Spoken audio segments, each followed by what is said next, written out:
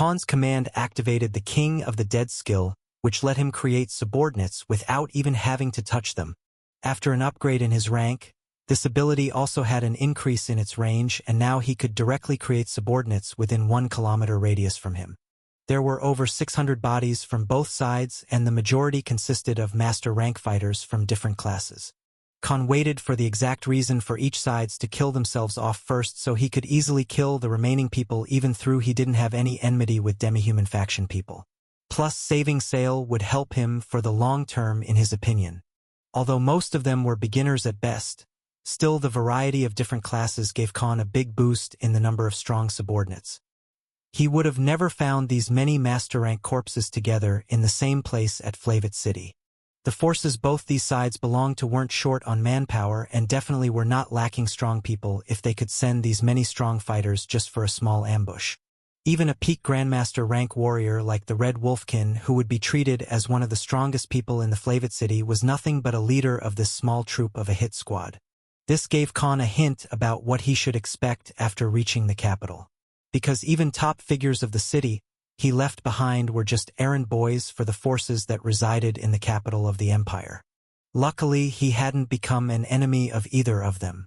The next second, Ronin, who was hiding in the trees all this time, came out and released a bit of his aura to warn the monsters to not interfere with the synthesis procedure. Although Khan had fought various monsters and humanoid beings during his journey towards the capital, he couldn't absorb their abilities or create subordinates because there were always too many eyes on him. Let it be the guards or the fellow passengers. He didn't get a proper time to create new subordinates. He didn't even get a chance to upgrade Jugram Va Oliver, who had already been resurrected a couple of days ago, by merging them with the Giant's Word user like the Demonkin clan head and Bartholomew, who was also an archer. So this opportunity resulted in good fortune to him because these people were all top-rank fighters and possessed many skills of their own, and the results would easily be stronger subordinates. And given the number of bodies available, while the synthesis procedure would continue, he would travel slowly with the vampire heir and meet the new members later in the dark of the night. He left Ronin here for the very reason to guide them in case his reach was far away to mentally command them. Khan and Sale started walking amongst the dense trees and rocks carefully to cross the side and reach towards the caravan.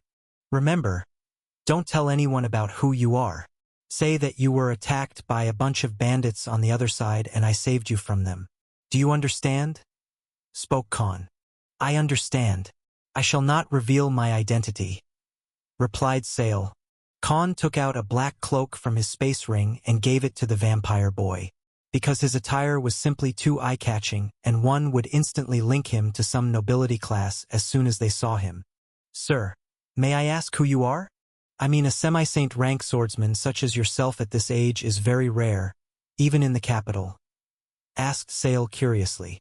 Don't ask about my background unless you have a pretty woman you want to introduce to me, replied Khan with an emotionless expression. Besides, who the hell are you, kid? All I heard them say was you were the son of some clan or a faction's leader, and they wanted to kill you to flame war between their enemies.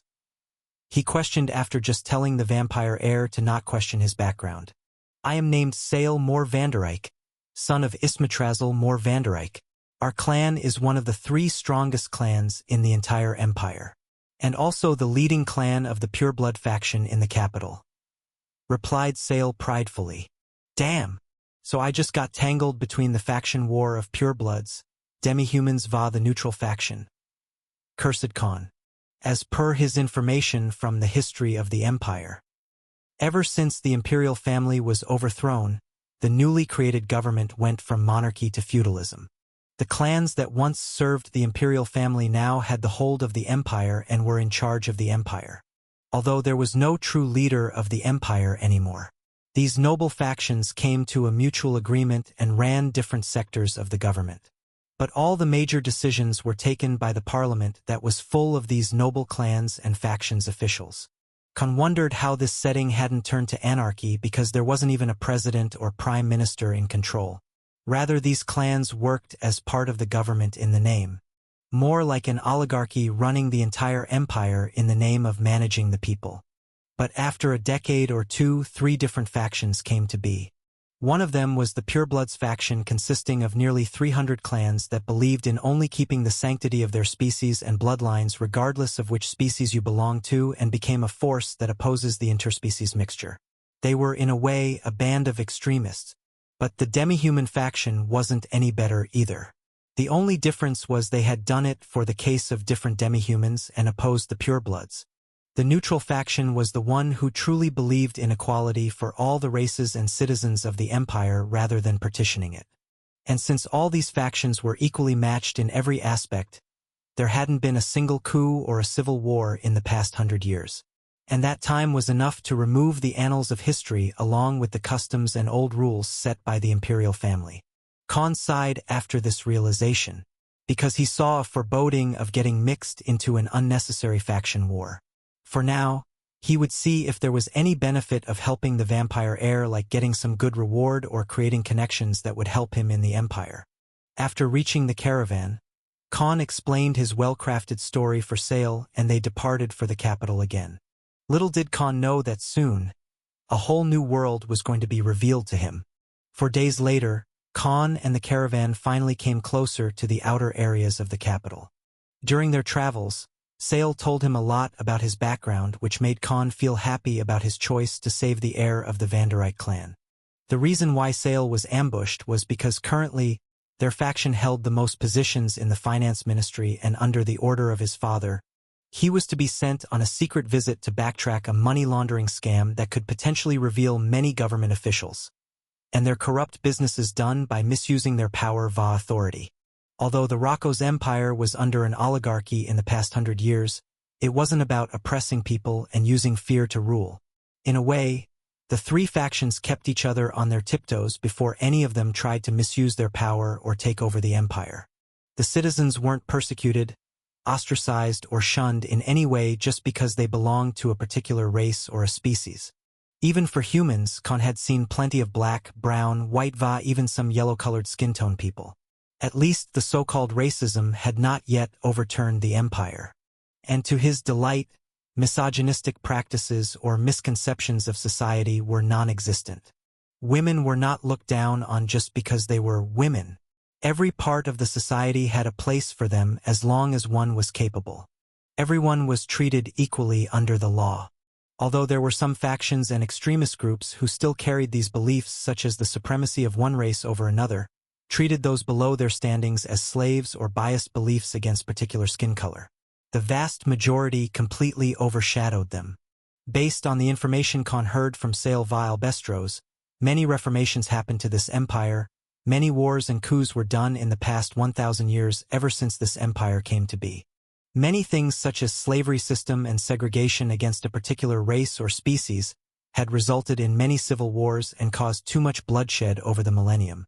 And hence, when the imperial family was overthrown, all the clans that lived to see through the day from the old eras reached a combined consensus to create new laws.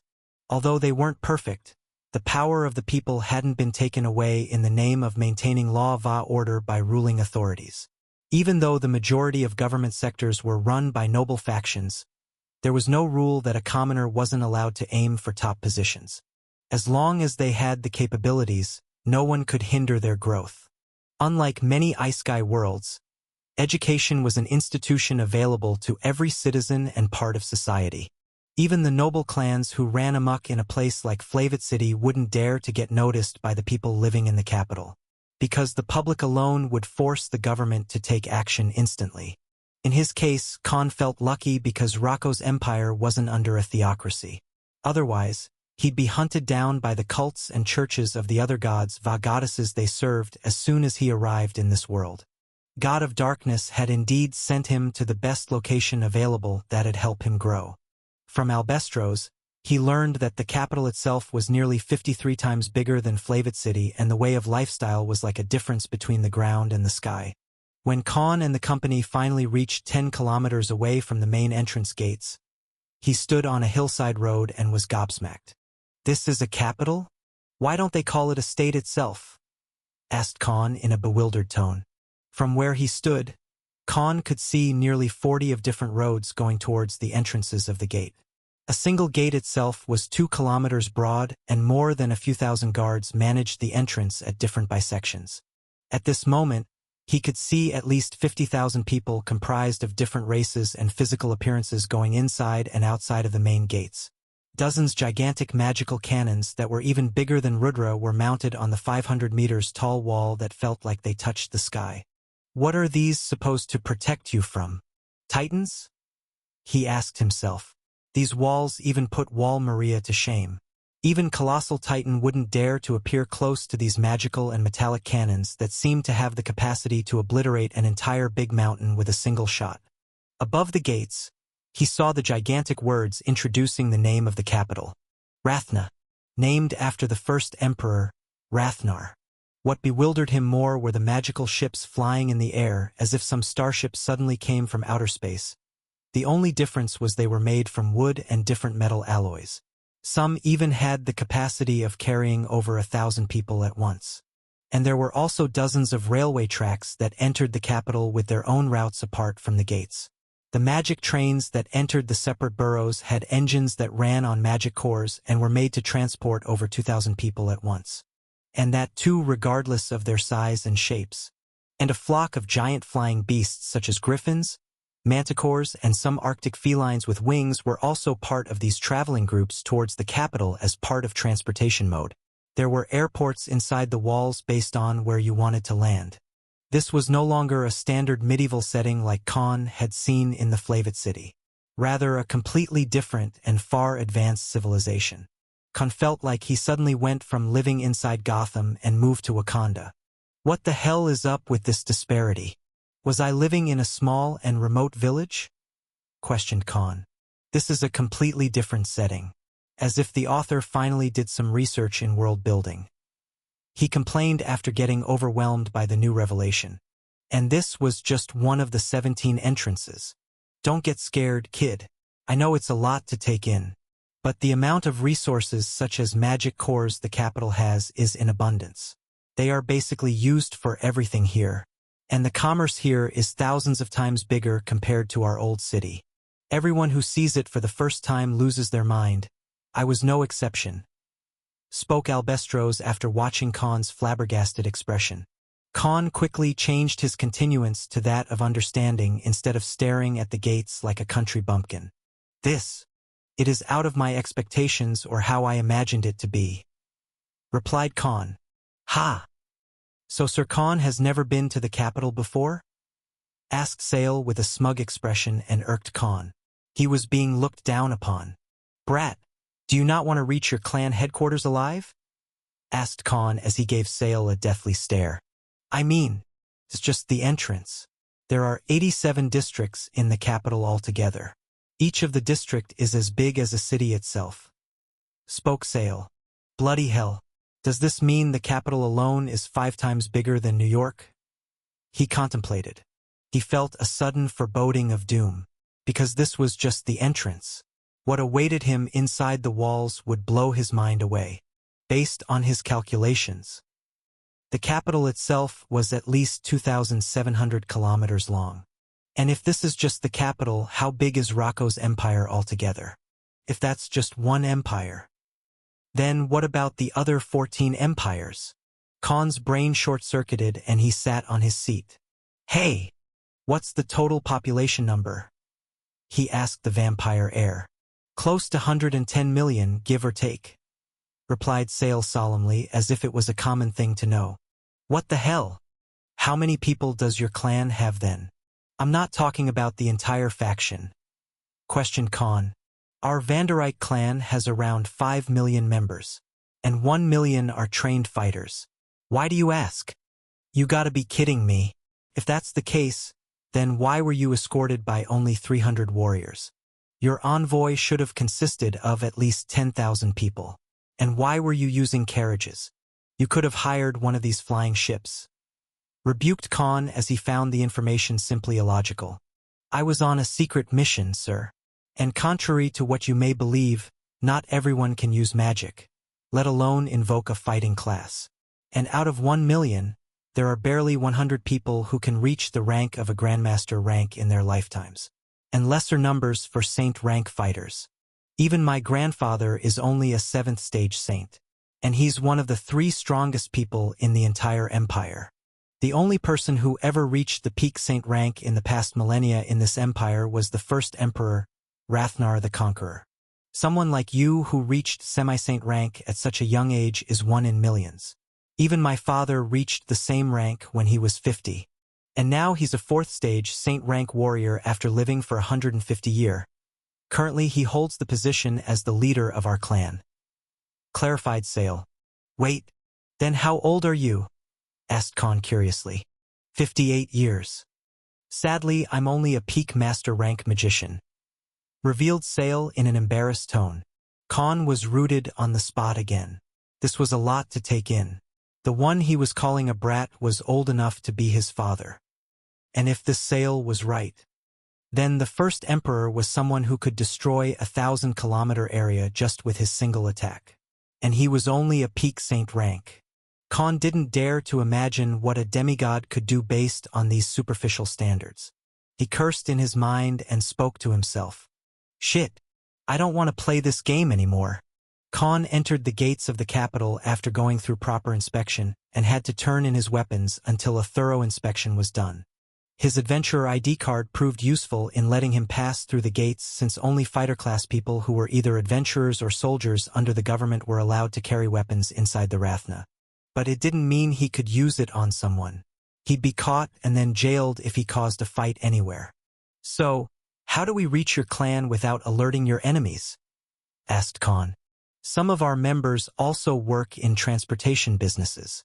As soon as I reveal my identity, they'll take us directly to the clan headquarters. Replied Sale.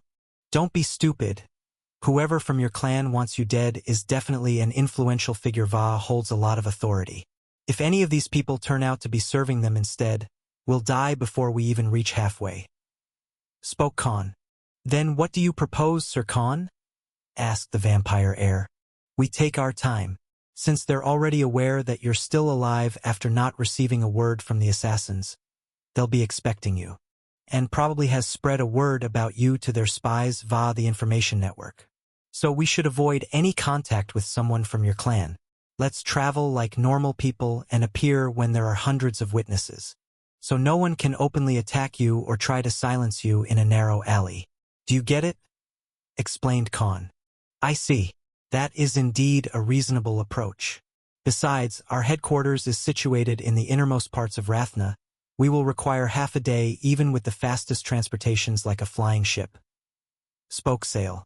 Although Khan sounded like someone who has foreseen the possible outcomes, what he wanted to do in reality was to stall for time. What he needed first was accurate and documented information about the capital first. He hadn't forgotten about learning the basics of going to a new place. You first gather information about social structure, ruling authorities, demographics, and population propaganda before making big moves. Because lack of information always makes you prone to invite trouble. So rather than going quickly to the clan headquarters, the trio decided to take a detour. To let the enemies in shadow think that Sale probably met some ill fate or didn't survive. Because unbeknownst to the two, Khan hadn't left a single body or a weapon on the battlefield where he killed the attackers. So they'd have a hard time deciding whether the vampire heir was dead or not. Meanwhile, he would visit the central library and gather enough information about the capital, how it was distributed and what places were best to live and do commerce. Because he knew he'd have to spend a lot of time in the capital before he could actually gain enough strength. Maybe it'd even take him a year or two before he broke through the saint rank. Because higher the levels, the more resources were needed. But because of divine abilities, he would be spared decades just to reach the saint rank stage 1. All he lacked were the resources. And since there were no dungeons available here and the flow of resources and materials came throughout the empire, he had to look for better and more effective ways. During his travels, Khan saw some new species along the way. Sale, who was more informed about the capital, acted as his guide. Some of the creatures Khan saw originated from the different parts of the empire. The capital was a common hub for them to mix, so he was introduced to new species he hadn't seen or heard of before. Thralls were, in a way, the amalgamation of wraiths and humans with the ability to turn into a ghost-like creature that could do things in the form of smoke. Their completely dark blue skin gave them a similar appearance to the Nightcrawler from X-Men. Vautours were like walking, talking humanoid creatures, but bodies made with bone-like exoskeletons and had multiple feet like a spiky-legged spider demon you usually see in the dungeons. Mithrans were categorized as species that were most effective in communication because the member of the species didn't even have eyes or ears, but they could talk with others telepathically even from 1 kilometer away and had the most accurate sensing abilities. Although their build was humanoid, Khan was reminded of those xenomorphs from the Alien movie franchise. Yetver were creatures that could transform into monstrous beasts at will and take human form when they found it convenient. The only downside was their clothes were always torn down during the transformation. But what surprised him the most were the yokai-like creatures Khan often saw in Japanese culture mangas and animes. Tengu, foxtails, and creatures he didn't even know the names of. He felt like watching Inuyasha and Nura, Rise of the Yokai Clan again. After spending 2 hours traveling using the mana trains and various flying beasts, they finally reached the central library. And he spent a day reading there. The next day, he finally told Albestros Vassail that it was about time they left for the headquarters. Khan experienced how it felt to travel in a flying ship. It was even faster than a plane, and in just few hours, they reached the innermost areas of the capital where the most influential clans of the empire resided. After walking 2 hours on foot and avoiding the many gazes of people who were on the lookout for Sail, who were sensed by Khan's survival instinct hunter's intent, the trio finally stood in front of a vast land that felt like a fief on its own. The headquarters of the Vanderite clan alone felt like a town in itself. "You ready?" asked Khan to Sail. He knew something was going to happen as soon as they appeared in front of the main gates of their headquarters. So he had to be prepared for a clash and get Sail to the ruling members of the clan before anybody could inform about their arrival to the people inside. To his question, Sail replied with a stern expression. "Yes. Let's see who wants me dead." Khan the company covertly traveled inside the innermost estates of the capital, avoiding the spies of not just the Vanderite clan but also the ones from the other factions as if they were waiting for Sail to show up. If not for his heightened senses, skills, and him being a semi-saint rank, he wouldn't have managed to walk the paths unnoticed. Unlike the outer layers of the capital, the inner area consisted only of 500 kilometers radius where over 100 top clans had occupied the territory, each of them owning large lands and houses. This was the area where only the top 1% resided. Even their trio had to spend half a day just to venture inside from various vehicles and routes to not get noticed. Whoever planned to have Sail killed had people in every place. "Kid, is it okay for me to be here? If it comes to a fight, I can't be of any help," said Albestros. "Don't worry, we're not going in like thieves," spoke Khan and took 2 mana bombs out of his space ring. "Are you out of your mind? How is this not acting like an enemy instead?" retorted the Grandmaster Blacksmith. "We want witnesses, and there's no better way to alarm the top decision-makers with a good old-fashioned explosion," smirked Khan. "I agree. We might get attacked or stopped before anyone from the main family knows we're here. If we can garner all the attention to ourselves, even those who are siding with my enemies won't be able to publicly attack me," spoke Sail. "You two will stay hidden. I'll wreak havoc in the inner areas and gather all the attention myself. Sail, you'll use the invisibility spells and artifacts to reach the main estate. You can manage at least that much, right?" spoke Khan. The vampire heir nodded and affirmed. After their trio reached the borders of their main estates, there were still over 200 houses and nearly 4,000 residents that were either part of the main security forces or did the servant work. The reason why Khan wanted to be the distraction was that the 2 people with him weren't fast enough to survive on their own had they been surrounded by the thousands of top-rank soldiers. So only he was fit to cause mayhem that would instantly get noticed by the top members of the Vanderite clan. Besides, only he was capable enough to infiltrate without raising an alarm and reach the central streets close to the main estate. When they finally reached roads that led to the clan headquarters, they separated and headed in different directions as planned. Khan, who was at semi-saint rank, won't have any trouble defeating the guards at fortress-like walls of the clan headquarters, but what he wanted to do was create a distraction first so the duo of Sail Albestros can easily get inside. Khan's figure appeared on the main road that led towards the main gates that were guarded by nearly 400 guards clad in white and golden patterned armors and had the sigil of the Vanderite clan, a red sword on a shield. "Hey you! Who are you?" spoke one of the guards when Khan's figure suddenly appeared in front of the gates out of nowhere. But instead of replying, the man clad in black adventurer attire and a great sword on his back swiftly ran past them before any of them could even react. Although the vampire had twice the reflex speed and senses, he was simply too fast for them to stop him. "Intruder! Everyone on alert!" shouted, and the hundreds of guards quickly started chasing after Khan. After crossing a kilometer distance in just a few seconds, he threw a mana bomb in an open space. Boom! An echoing sound of a ground-shattering explosion suddenly filled the entire surrounding of 5 kilometers, and all the residents and security who lived in the proximity of this area were quickly shaken to their core after hearing the explosion. "Enemy attack!"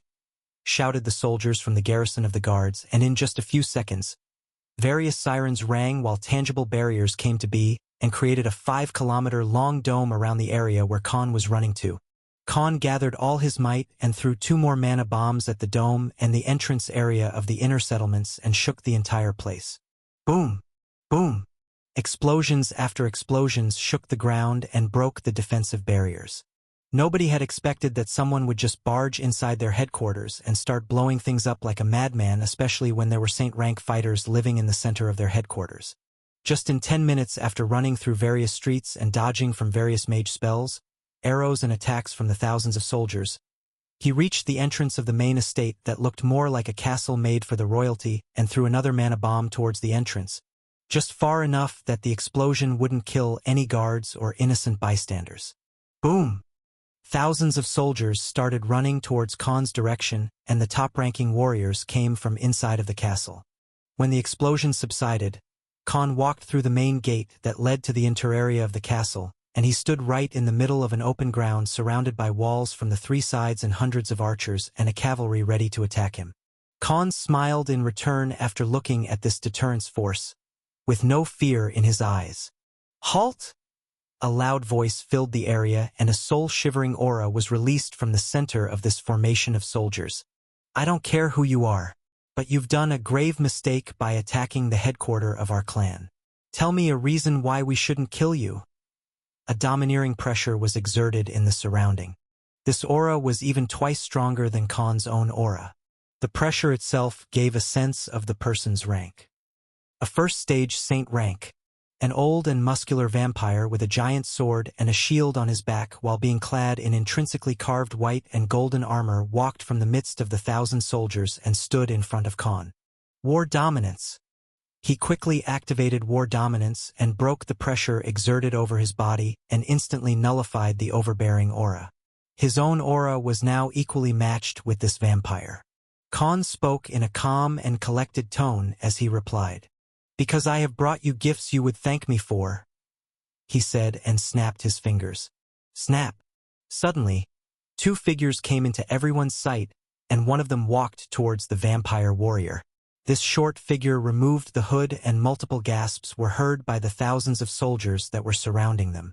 And as soon as everyone saw the face of this new intruder, they started kneeling on the ground, including the saint-rank warrior. "Welcome back, my lord," spoke the warrior. Sale spoke in a regal and authoritative tone in response.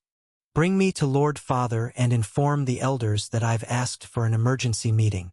But the next second, he stopped his words and looked back at Khan Vile Bestros with a sinister smile and gave another command. "And imprison these humans." Both Khan Vile Bestros stood rooted on the spot as soon as Sale's command reached their ears. The ally had suddenly turned into a foe. "What's the meaning of this?" asked Khan as he released his killing intent aimed at Sale.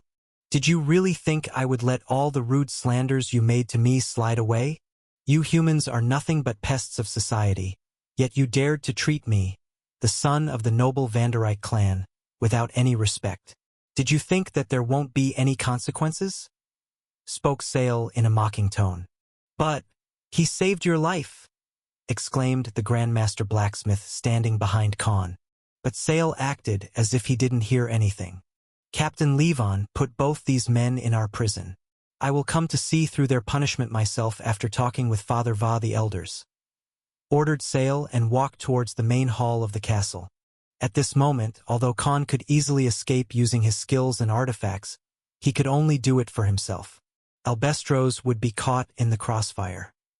Something he couldn't afford to do. So for the sake of the old man, Khan decided to surrender to the soldiers without putting up a resistance. 10 minutes later, both of them were escorted by the hundreds of soldiers to the underground prison as per the orders of Captain Levon, the first stage Saint rank, because they thought Khan would try to escape or these many people won't be enough to handle him as he was a semi-saint rank swordsman. They already confiscated Lucifer, so there wasn't much he could do as per their assumption. As soon as both of the humans were put inside the cells, Albestros cursed loudly. What the hell is the meaning of this, boy? Didn't you save that bloodsucker's life? Is he that immature to hold a grudge because you didn't clean his shoes? Spoke the old man in an enraged tone. But to his surprise, Khan lazily laid back against the wall and sat down with a carefree attitude. He looked at the old man and gave a light smirk. The future is now, old man, he said and chuckled. It's part of my plan. What do you mean? Asked Albestros. We already discussed that he'd put both of us in a safe location first before he tells his family about the ambush. Until then, no one should look for trouble with us. And if they do, well, then they're part of the traitor gang who would try to silence us. Be explained. Then why didn't you tell me this? Do you know how scared I was? Spoke the old man. And that's exactly why we did so. I'm really good at acting. But we needed a genuine expression from you as well. Don't worry, if anything happens, I'll protect you, replied Khan. How? You don't even have a weapon. And I don't see any space ring on you either. About that. A black figure suddenly appeared out of his shadow and stood in the middle of the cell. What the? Where did he come from? Asked the old man after he looked at the handsome man clad in black attire who had green eyes. Ronan knelt in front of Khan and took out 4 space rings. Did you bring it? Yes, master. Spoke Ronan and took Lucifer out of a space ring after stealing it from the storehouse where the soldiers previously kept it. He was a High Lord rank subordinate, so it was easy for him to quietly infiltrate inside the storage room because now, Ronan had Khan's all-assassin skills as well after Khan unlocked the importation skill with all those subordinates who had 100% loyalty to him. He has skills that let him hide in anyone's shadow. Explained Khan how Ronan also infiltrated inside the cell. What do we do now? Asked Albestros. Now, we wait. After waiting for the next 4 hours, the trio inside the cell finally heard multiple footsteps walking in the passage. Ronan quickly hid in Khan's shadow as he couldn't reveal him to anyone stronger than them because his aura wasn't of a human but a monster. And since there were far stronger people than him, they could easily tell the difference. Thud, thud, thud. The group of vampire warriors stood in front of their cell and started unlocking the door. Both of you have been summoned, spoke the guard, and both the prisoners were escorted out. However, when they reached one of the entrances towards the main hall of the castle, one by one, 200 soldiers wearing the clan's armors and various weapons in their hands started surrounding the 2 prisoners. Tap, tap, tap. Loud footsteps resounded in the area and soon, 2 figures came out of the troop of the soldiers as they quickly created a pathway. One of the figures was Captain Levon, the first stage Saint rank warrior Khan had seen before. Behind him was a white-skinned vampire girl who appeared the same age as Khan. Her white skin and red lips along with the long waist-length silver hair paired with the glimmering red eyes gave her the appearance of one of those vampire girls you see in fan arts on the internet.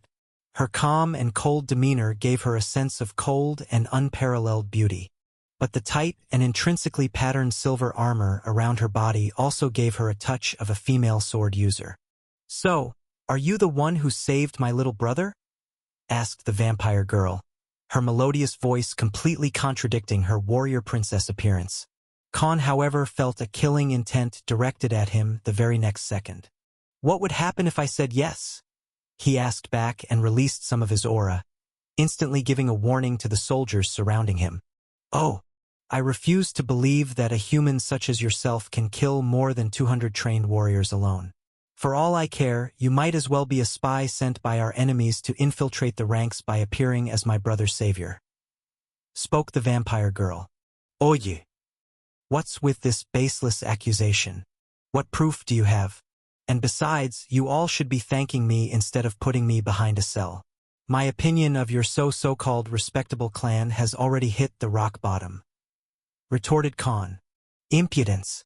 How dare you speak back to our lady Vivian Moore Vandereyck without any honorifics? You lowly human! Shouted Levon in an angered tone and released his murderous aura at Khan. Khan in return activated war dominance and broke the aura that was surrounding him and Albestros. This? The vampire heiress gasped in surprise.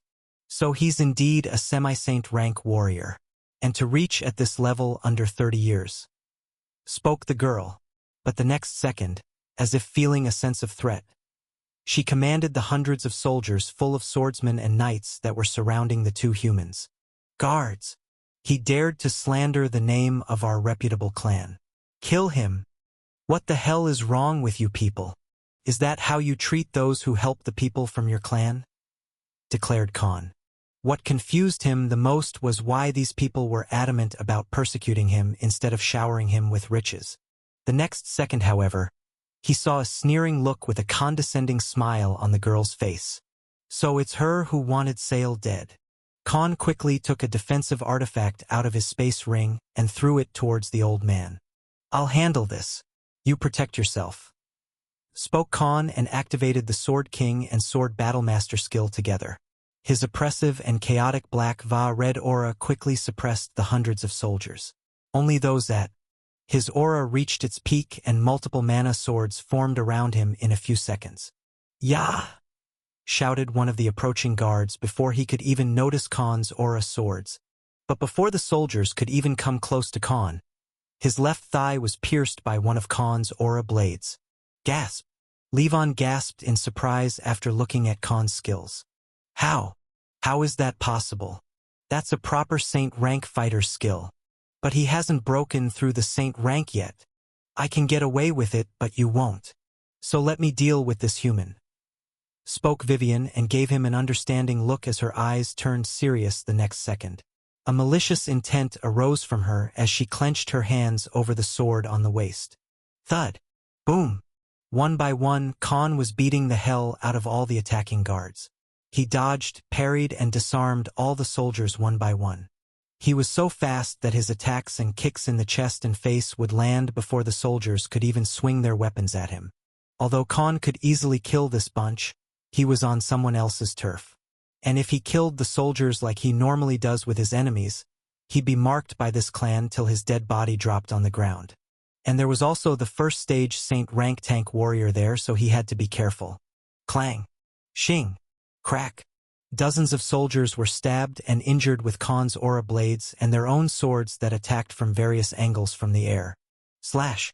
Khan quickly slashed his sword and blocked a slim rapier aimed at his neck. You vermin! You think you'll get out of here alive? Spoke Vivian, who tried to make a sudden attack on Khan's life. Author. Reference art for Vivian in chapter comments. Check it out.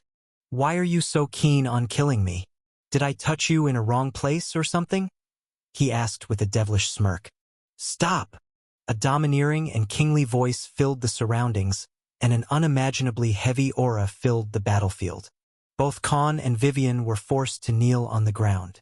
A tall and slim figure of a vampire suddenly appeared on the battlefield. Is this a way to treat our guests? Asked this majestic-looking vampire in noble clothes to Vivian, who was kneeling on the ground and had a face full of fear. Khan, on the other hand, was extremely surprised, although this aura didn't have any bloodlust in it. Even his war dominance failed to help him overthrow this pressure. He looked at the mature and regal vampire who stood in between him and Vivian and had his hands folded behind his back. By Khan's estimation, the aura belonged to a fourth-stage Saint rank person. The vampire stopped releasing his pressure and spoke to Khan. I apologize for the rude welcome, young man, but first we need to have a private talk. Ismatrazel Moore Vandereyck, the current head of the Vandereyck clan that had nearly 5 million members around the entire Rocco's empire, stood before Khan in an imposing manner. He was currently the strongest person Khan had met so far in this new life. The clan leader, who also ranked in the top 15 strongest fighters and was also one of the top 5 swordsmen in the empire, just apologized to him on behalf of his clan for the improper welcome. "Lord Father, this human thoroughly insulted our clan right in front of our hall. He deserves to be killed," exclaimed Vivian and drew her sword at Khan again. Her image flickered and a blade was aimed right at Khan's neck. But before it could even move an inch, it stopped in its way. A thumb and a forefinger had grabbed the blade in its charge. And the fingers belonged to none other than the clan leader of this vampire clan. Another burst of horrifying aura was released from the vampire lord, but this time, it was filled with killing intent. But surprisingly, it wasn't directed at Khan but Vivian instead. The next second, Vivian caved in the stone floor under this pressure and multiple cracks appeared on the solid ground. "Do you really believe that I will allow you to kill someone in front of me just because you're my daughter?" asked Ismatrazal, his gaze full of contempt towards his own daughter. Even Khan wasn't the target of this raged aura, felt a chill under his skin from this horrifying pressure. "Commander, take them away," ordered the vampire leader, and the next second, a vampire mage donned in white and golden mage robes appeared out of nowhere and quickly cast an entrapment spell on both Vivian and Captain Levon, who just tried to kill Khan under a false pretense. "Lord Father, why are you taking an outsider's side?" asked Vivian, who was now trapped inside this extremely dense and strong mana cell, like a bird in a cage. "Silence! I will deal with you later." The noble vampire's gaze then turned towards Khan and Albestros, who stood at the center of the battlefield. He gestured at the mage commander, who released the aura of a third-stage Saint rank mage himself, and the very next second, Khan and Albestros disappeared from the center along with the vampire clan leader. Inside a lush green garden where a luxuriously made white tea table with blue patterns carved on it was kept, 3 figures suddenly appeared out of nowhere. On one of the seats was a young and silver-haired vampire sitting as if waiting for someone. "Allow me to offer you our hospitality," spoke the vampire lord, and sat on the main seat. Several professionally dressed servants that stood on the side started pouring them an aromatic tea in their respective cups. Without standing on ceremony, Khan sat at the other end, completely unfazed by this sudden grand gesture of friendliness. Albestros, on the other hand, seemed a bit hesitant. "No need to worry. You're in no danger," spoke Sale and gestured to the old man to sit down. Next, his father spoke. "My son told me about everything. During the meeting with the inner circle of the clan, he only mentioned how he was ambushed and nearly killed by our enemies to flame a war between us and the neutral faction. But he did not tell anyone about how one of our own was in cahoots with the enemies, or how they found out about Sale's sudden visit as per my orders. So no one knows about there being a traitor in our family but myself and my son," revealed the vampire without beating around the bush. "And I assume you already know who that is now," spoke Khan in a calm and collected manner. "Yes, to see that my own daughter shook hands with our enemies, just to become my chosen successor, and even planning to kill her stepbrother for it," said Ismatrazal with a disappointed look on his face. "And I once thought of her as a worthy candidate. But this is crossing a line. Whatever matters of the family should stay in it. We will deal with it our way. I'll make sure that you won't be targeted." Suddenly, Khan interjected as spoke. "I don't mean to get entangled in your clan affairs, Lord Clan Leader. I didn't even intend to save your son, to be honest, until I learned of his real identity and decided to escort him here." "And why did you do so? You are well aware of how you could have been killed after you made that stunt of blowing up mana bombs in our vicinity," asked the elegant vampire lord. "Worth the risk if I'm to get rewarded handsomely," replied Khan and sipped the aromatic tea. The first sip itself gave him a heavenly and blissful feeling. "Ha ha ha. I like honesty, young man. Besides, someone like you who reached semi-saint rank at this early age is a rare case. Even I myself didn't believe it when Sale told me about you. And to create a saint rank skill this early. You're indeed a true genius," praised the clan head. "I did feel like you were actually someone sent to infiltrate our ranks under the disguise of saving my son at the last moment." but after learning how you used yourself as bait to find the true culprit behind the ambush. I must say that I'm impressed. Now tell me, what do you want as your reward? I could even offer you a suitable rank in our midst given your incredible talent. I myself am a swordsman, so I know the amount of hard work and practice you must have put yourself through over a decade to reach this level. So it'd be a waste to let your talent go unnoticed, proposed the clan leader. I wonder if he would commit seppuku if I tell him that I did it all in just 2 months. Thought Khan. Thank you for the offer, my lord. But what I want as a reward transcends far above something like a position or a rank in your prestigious clan, replied Khan. His sudden refusal gave all 3 males a surprise. Then what do you want that is far more precious than what I offered you? Asked the vampire lord curiously. Khan gave a light smile in return and spoke confidently. Your friendship. Silence. A grim silence suddenly filled the merry environment as soon as Khan made his proposal and asked for their friendship as a form of reward. However, the vampire lord's face turned somber the next second and his aura rose again. Unlike before, this time his aura filled with wrath towards Khan, although he didn't release all of it. Both Sale and Albestros, who were sitting on the sides, felt like their soul had left their bodies. You shouldn't choose something that you can't stomach. We're not some no-name clan sitting at the bottom of the food chain. Besides, friendship is done between equals, and you should know better. Both friendship and enmity with our clan have their consequences. Consequences that someone like you can't afford, warned the vampire clan leader. So are you telling me that your own son's life isn't worth extending your friendship to someone? Asked Khan. Not quite, replied Sale's father without a hitch. Lord Father, Sale interrupted with an expression as if he was betrayed. Don't get me wrong, son. You're not well aware of the terms that come with such promises. He isn't just asking for some small gesture of friendliness, but for our backing and use our clan's name. That is something which shouldn't be taken lightly, explained Ismatrazil to Sale and looked back at Khan, who was enjoying the fragrant and soul-soothing tea without the slightest hint of fear or awkwardness. This brat. He's not even fazed. He thought, you should know that I deal with hundreds of affairs like this on a daily basis. If not for you saving one of my children, no way in 7 hells would someone of my stature even share the same table as you. Spoke the clan leader. Can I be brutally honest, Lord Clan Leader? You may. So speak. You should know how much resources and time people like you and I need to hone our skills.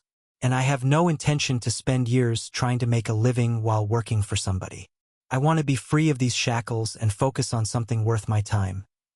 Clarified Khan. Unbeknownst to everyone, Khan didn't actually need any money given his current wealth, but he already had plans in his mind to bring in some big amounts of cash. Because soon, the number of resources and money he would require couldn't be just gathered by robbing petty nobles or raiding a dungeon. At this explanation, even the clan leader felt surprised and perked his ears. I assume you have something to offer in exchange. And you have planned this conversation since the beginning. Am I right? Asked the clan leader and leaned on his chair, giving Khan an understanding gaze. What? What are you two talking about? Asked Saziel with a puzzled expression. Since when? Asked the vampire lord as he ignored his son's question. As soon as I learned about Sale's background, replied Khan and shrugged. Okay, seriously. What the hell are you talking about? Interrupted Sale. So what's the big plan? It better be worth my time. Spoke Ismatrazil. Sale was ignored. Again.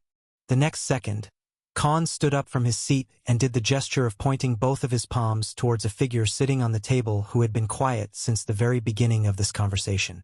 Lord Clan Leader, allow me to introduce you to Sir Albestros Winston, the Grandmaster rank blacksmith of Flavit City, declared Khan in a grandiose manner. What? Exclaimed both Ismatrazil Vassail in shock. Both of their expressions froze as soon as they heard the name. And then they looked at the old man with an unkempt and long white beard. Not even in their wildest dreams had the father and son duo imagined the mundane-looking and disheveled old man to be a Grandmaster rank blacksmith. the ones who were as rare as a phoenix's feathers. On the other end, even the old man had a nanny expression on his face. 35%, spoke the vampire clan leader in haste. 5%, replied Khan. 25%.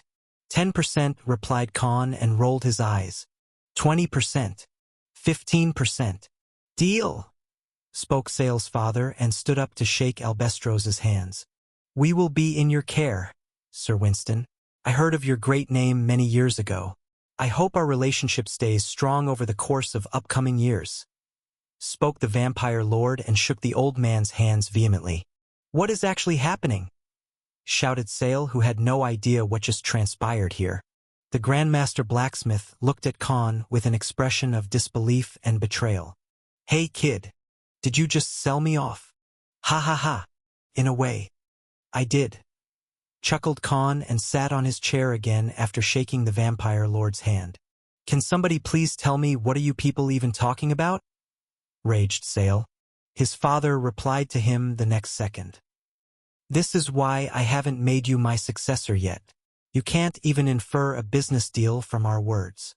And what this means is that I will soon open a high-end blacksmith shop under Sir Winston's name.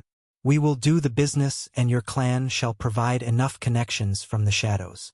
In return, we will prioritize all the orders from your clan and also give you a 15% cut of the monthly profits. Elaborated Khan.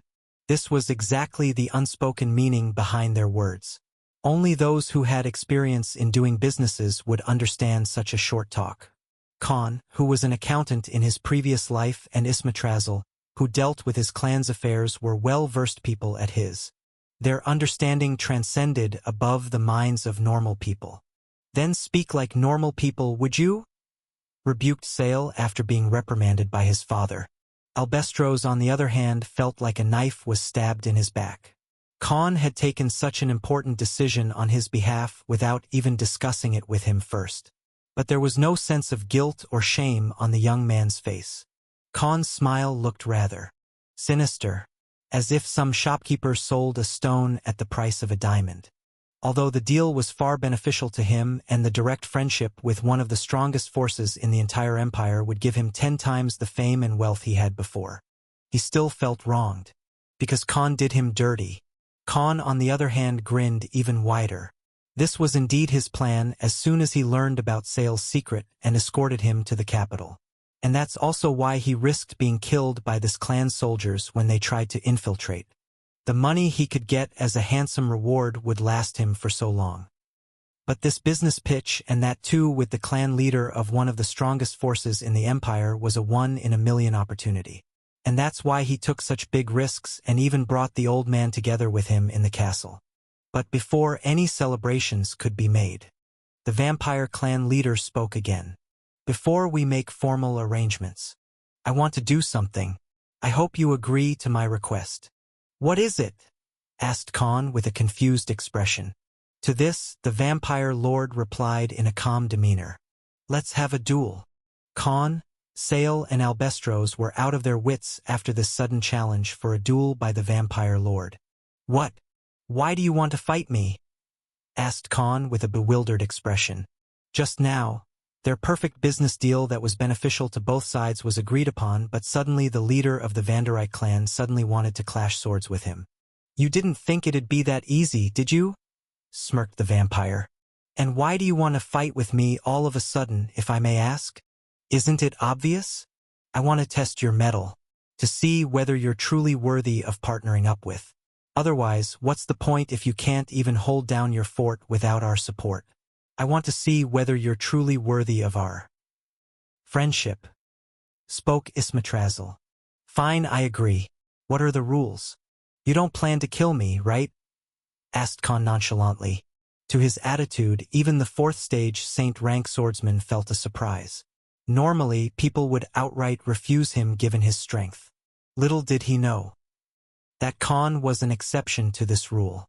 The more he fought and perfected his skills and combat techniques, the more proficiency and weapon mastery he'd gain from these encounters thanks to the blessings from the war deity himself.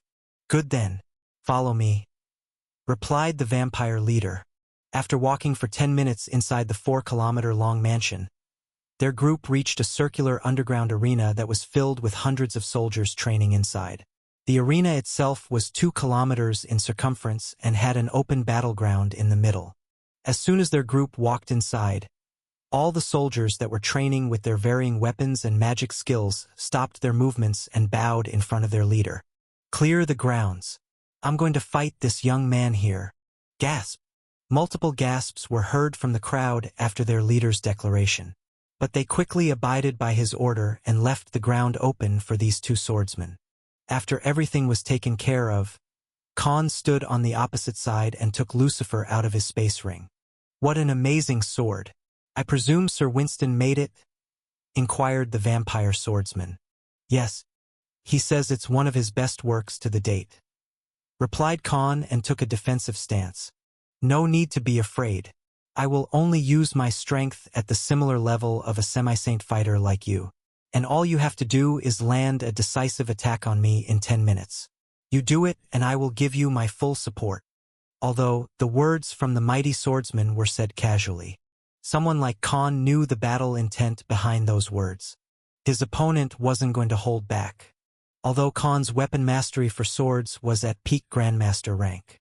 But to break through the Saint rank and increase the rank of his skills such as Sword King Va Sword Battlemaster, he had to perfect his swordsmanship skills to the max, otherwise he'd have the strength but no form when he broke through the Saint rank.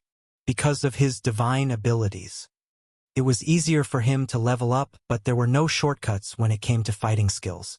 Even with the help of his blessings, he still had to master these skills on his own, or he will be a turtle without a shell in front of truly seasoned warriors. To Khan, it's like hitting a jackpot because he would get a grand opportunity to fight and learn from one of the best swordsmen in the Empire. "Start!" shouted the vampire, and Khan's figure quickly flickered. The very next second, his sword appeared right next to the clan head's left shoulder. Shing! Before the tip could even move forward, a sword made of aura appeared out of nowhere and parried against the incoming attack. And to Khan's surprise, the vampire clan leader hadn't even moved a muscle or felt any impact. Khan was fully aware of his strength in that attack, but felt a sense of suppression on his movements. As if that attack he made was not only seen through but a perfect counter was already prepared by the opponent. Stinger, Water Aura Blade, Wind Cutter. Khan changed his footwork and started launching his melee and long-range sword attacks on the vampire. Flick, flick, clink. One by one, his attacks were being parried by the aura swords that always seemed to appear at the last second and divert the direction of the attack. For the next 5 minutes, he kept attacking from various angles and even used his Sword King skill to attack the clan leader from 51 directions, only to get every single one of his aura swords getting successfully guarded against. What the hell? Is he cheating? What am I missing? He thought, because no way was he holding back. "My turn," spoke the vampire swordsman, and the next moment, over 100 small blades, albeit shorter and thinner than Khan's aura swords, started attacking Khan and all the swords from his side. Khan sidestepped and used side hopper from time to time, and he barely missed getting stabbed. From each of these swords, he felt a suppressive aura that was completely different from his own aura swords that contained the pure destructive power behind them, compared to his own. The aura blades from Ismatrazil were far more refined, compact, and every single one of them had a suppressive force that was infused within them. In just a minute, Khan was completely put on a back foot and was nothing but a coward running away from the onslaught, as all he could do was dodge and parry. All his aura swords were being broken in two by the vampire's swords. The hundreds of soldiers, on the other hand, were surprised with Khan's display and control over his body and aura swords, because from their experience, others couldn't even hold their sword properly in front of their leader, let alone fight on equal ground with him. "What the hell am I missing?" he asked himself, and suddenly, an enlightenment struck Khan's mind. His countenance turned serious and his survival instinct reached its peak the next second. The suppressive force that was coming from the opponent's swords suddenly started feeling familiar, something that he had felt before.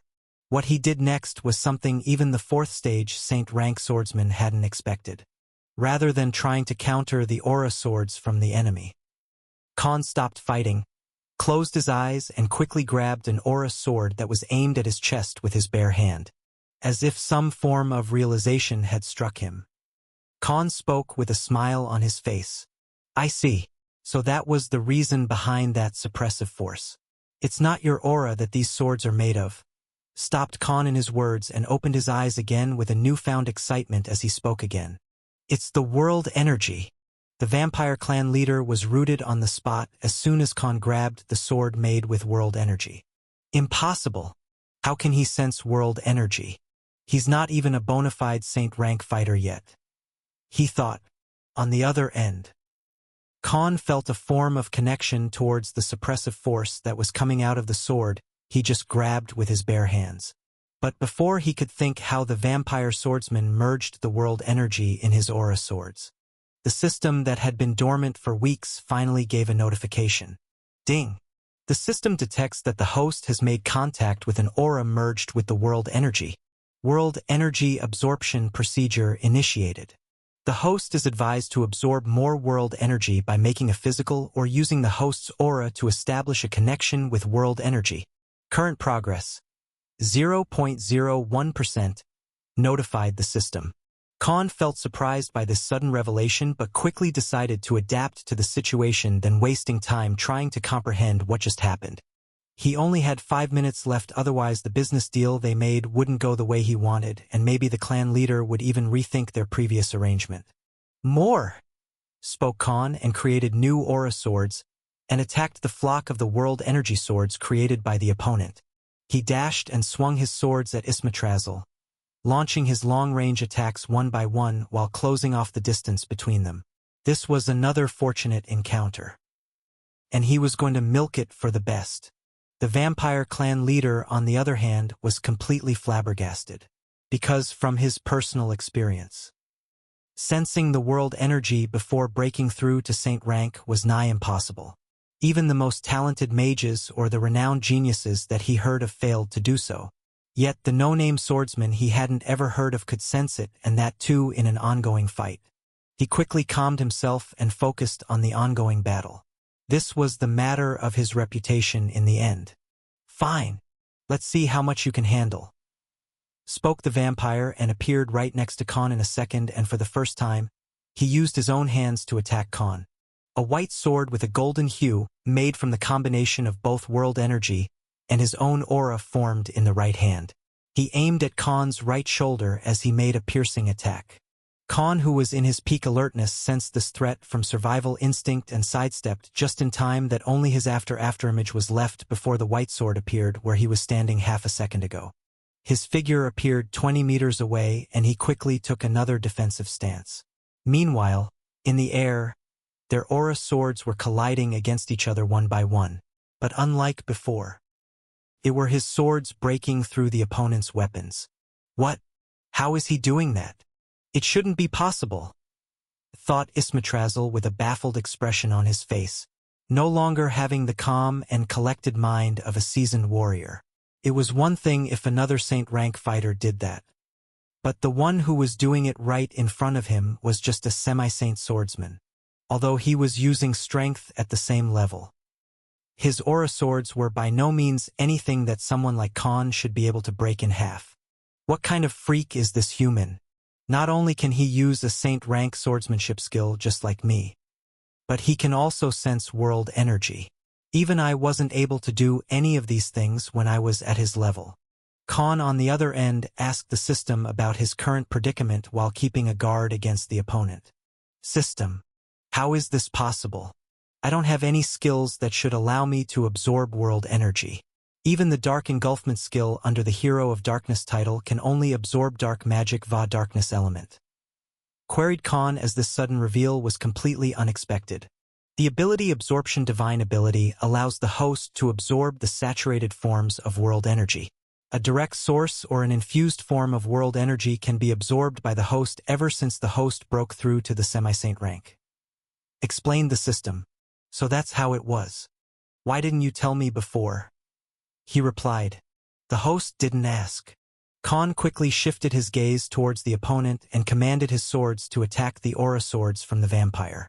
One by one, The 100 swords from the opposite side that were infused with world energy started breaking and turned into intangible form. But rather than disappearing, Khan's aura swords started absorbing them as the amount of world energy he was absorbing started increasing in small numbers. The 500 soldiers that were previously training in this arena gasped in surprise. It was their first time watching their leader being oppressed in a fight. By another swordsman at that. 2 more minutes passed and Khan, who was previously outmatched, started treading blows at the vampire lord on an equal footing. Each time their swords clashed, Khan felt like Lucifer was sucking the world energy from the opponent's aura sword. Just when the sword that Ismatrazil held started cracking as Khan's attacks were sucking the energy within it, the vampire lord took a step back and spoke. "Stop, I concede," declared the vampire lord. Gasp! Dozens of gasps filled the underground arena, and even Sale looked at the battleground in disbelief. "I only won because you were holding back. If you used more strength or speed, I wouldn't even be able to see your attacks," spoke Khan. He wasn't the kind to gloat over small victories, so he directly addressed the key factor about his triumph. "Yes, but it doesn't matter. You have won against me in a fair and square duel," replied the vampire lord in his regal and domineering tone. "So does that mean our deal is in effect?" asked Khan. "Yes, but I have another proposition to add. It's not related to the business deal but between me and you," spoke Ismatrazil with a stern expression on his face. "Ha! What is it?" asked Khan with a curious expression. The vampire lord replied in a calm yet authoritative tone and relayed his proposition to the young swordsman clad in black. "Become my disciple." Stunned. Everyone present in this underground arena stood stunned on the spot. A silence ensued in the surroundings and nobody even dared to breathe loudly. This sudden proposal by the vampire clan leader, one of the top 5 strongest swordsmen in the entire empire, left everyone baffled and speechless. Even Khan, the main center of attention, had nanny expression. He too was caught off guard just like everyone else. "What? Are you joking, Lord Clan Leader?" he asked. "No, I'm serious. I want you to become my disciple. I will personally train you," responded the vampire. His countenance was full of valor and nobility, as if a hero of those ballads and folklore had turned into reality. "Wait, why?" asked Khan again. He couldn't think of possible reasons. Was his display of strength during the test too phenomenal? Because he hadn't even used his best skills and techniques during the duel, and even in his personal opinion, it would only get passing marks. Because in reality, the vampire lord was holding back all the time. Otherwise, he could have killed Khan by accident if he didn't. "Your talent in swordsmanship is no less than those chosen clan heirs who had the best of teachers and resources in the world to train. I would even say that you overshadow them by a lot. It's a talent that shouldn't go to waste. I would fail my sword if I let you, a genius such as yourself, never reach bigger heights just because you don't have enough resources," said Ismatrazil. There was no sense of coyness or some malicious intent behind his words. It was as if he genuinely wanted to groom Khan and make him raise his talent. But before any further discussions occurred, Khan replied, "No," he refused. "What? Don't you understand the kind of opportunity I'm giving you?" asked the vampire. Khan took the epic rank domain artifact out of his pockets and activated it. Both he and the clan leader were engulfed under a dark dome. The clan leader showed no surprise. Epic rank artifacts were something he had seen thousands of times already. For the next 10 minutes, there was a heated discussion between the two swordsmen. Nobody out of this black dome could see or hear anything that was being discussed within. When Khan finally deactivated the dome again, the attitude of both these males had changed from the eager swordsmen to 2 somber and calculative elderly men who had seen the entire world. "I still hope you do think of my offer one day," spoke Ismatrazil. "Thank you again for extending this offer, Lord Clan Leader. But I still need to refuse your generosity. I hope it doesn't affect our other deal," reiterated Khan. "Nothing shall affect it," spoke the clan leader and took out 2 jade medallions from his space ring. He threw one to Khan and the other to Sale. Use these to communicate with each other. I won't be able to respond to you given my duties. But my son should be able to manage the dealings and the ups and downs that may come in the future. Spoke the vampire lord. Khan nodded in response and gestured to Albestros that it was time for them to leave. Several guards escorted Khan as per their leader's orders. When the father and son duo also returned to their private quarters, Sale, who could not understand what transpired inside the dome, asked his father, "Lord Father, I don't understand. Even though he indeed saved my life, it's not something that would make you bend the rules and accept a human as your disciple." Spoke Sale. He knew about his clan's ironclad rules that prohibited their members to accept other species and an outsider inside their clan in any way. For the first time, I wish those rules didn't exist. Sighed the father. Remember, Sale, no matter what happens, you must become a very close friend to Khan. That human boy is actually a prodigy born once in a millennium. Not only has he created a saint rank sword skill while still being a semi-saint rank, but he can also tap into the world energy. That's not something even the widely proclaimed geniuses of the various clans and factions can do. World energy is extremely essential to a saint rank fighter in this world. Even more important than mana. There's a limit to how much mana can you use. But there's no limit on how much world energy can be used in a fight. At the end of the day, it only comes to your own capabilities. You might not have seen it, but every single technique he executed was perfectly formed and lethal at the same time. Even I felt like I was facing a natural warrior who trained inside hell for decades. Explained the vampire lord.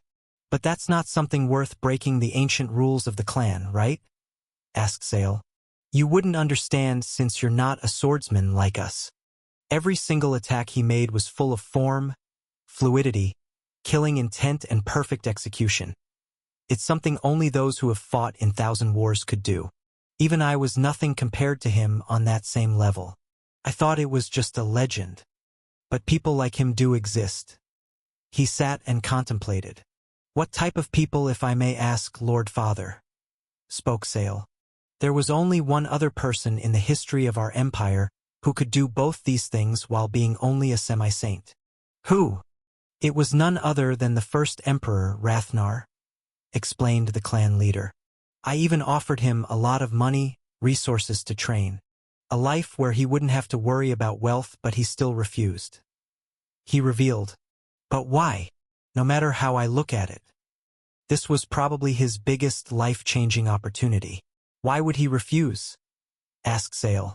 Because of Vivian's ploy, and he understood that there are still many traitors who still back her up from the shadows. If he accepted, he'd be the target of prejudice, ploys, and many attempts on his life. I can make rules, but I can't make everyone in the clan inherently accept or abide them. That is the hard truth. Besides, something he said was indeed true. Before inviting a guest inside, we must clean out our house first. Spoke Ismatrazel and ordered Sale to follow him. Where are we going? He asked his father. To his question, the vampire clan leader replied in a stern tone. It's about time we discipline your sister. Outside of the innermost area of Rathna, 2 men were secretly escorted by over a dozen of Grandmaster rank warriors and mages. Even some assassins were in the mix. This group of vampires did not dare to be disrespectful to the 2 humans they were ordered to safely get out of the residential lands of the various noble factions and powerful fighters. Just being offered the position of the clan leader's disciple had made them acknowledge Khan as someone they should treat with respect. After passing through various underground tunnels and a few magic vehicles, the duo successfully left the 500 kilometers radius of the inner circle of noble faction territories under 6 hours. When the duo finally reached one of the districts from the middle areas of Rathna, called Njori District, both of them went into a luxurious restaurant and ordered overpriced and quality food. The main point wasn't the food, but the environment they needed for a proper discussion. What do you think? Still not angry about it, right? Asked Khan to Albestros, the Grandmaster rank blacksmith. Look, kid, I can't say that I'm not angry, but I understand. You aimed for the best opportunity and possibly saved us years of time just by getting the backing of a powerful force and connections that would save us a lot of struggle. But what I don't understand is why would you take such a risk? Those people could have just forced us to work for them or add some incorrigible terms that would not go in our favor at all. Besides, you know that the number of enemies we might make by having them back us up," said Albestros. "We're already caught in the crossfires since the moment I save his life. Even though I would like to stay out of the radar and not get involved in any of the faction wars. Doing a direct deal with his father far outweighs the risks. If trouble comes, I'll have to face it head on," replied Khan. "But you can't deny that it would save us years of hard work and hassle that we would have to face if we started from the scratch and without any support from a powerful force. This is the capital. Newcomers like us would be chewed out by the top sharks in the business world. And just with the name of their clan backing us or by hanging their banner on the shop would be enough to deter the small-time rivals from creating any trouble for us. I only wanted to avoid going through those ordeals and establish ourselves in a matter of half a year," spoke Khan as he tasted the delicious meat of an aquatic monster that was grilled perfectly. "But we don't have enough capital to start a big enough enterprise that would turn out profitable. Even I have only 20,000 gold coins on me at most," spoke the old man as he let out a defeated sigh. "You don't have to worry about that. I got it covered," smirked Khan and took out over a dozen space rings from his pockets and gave them to the old man. "How about 12 million gold coins? That enough to start a big business?" he said coyly. "Nonsense. How do you have so much money? Don't tell me you're also some chosen heir of some big faction," asked Albestros in disbelief. "Hey, did you forget what kind of people I killed when I was avenging your kids? Did you really think I would leave their belongings and wealth behind?" he explained. A sudden realization struck the old blacksmith, and he found it reasonable for Khan to have this much money if he looted those clan heirs and even their leaders. "But tell me one thing, why did you decline that offer? You could have lived a life of no worries and probably even become one of them," spoke Albestros. This was something he too found intriguing. "Too many reasons. Just me saving Sale and then uncovering his sister to be one of the conspirators who planned his death already put a target on me. For now, only a few know about my part in all of this. But if I stayed, my life would be hell," he replied. "How? The clan itself is solely made of vampires. I alone will strike as a thorn in their eyes. By being the clan leader's disciple, the attention and hatred I would garner will be very troublesome. Plus, don't forget their entire clan itself runs on extremist beliefs.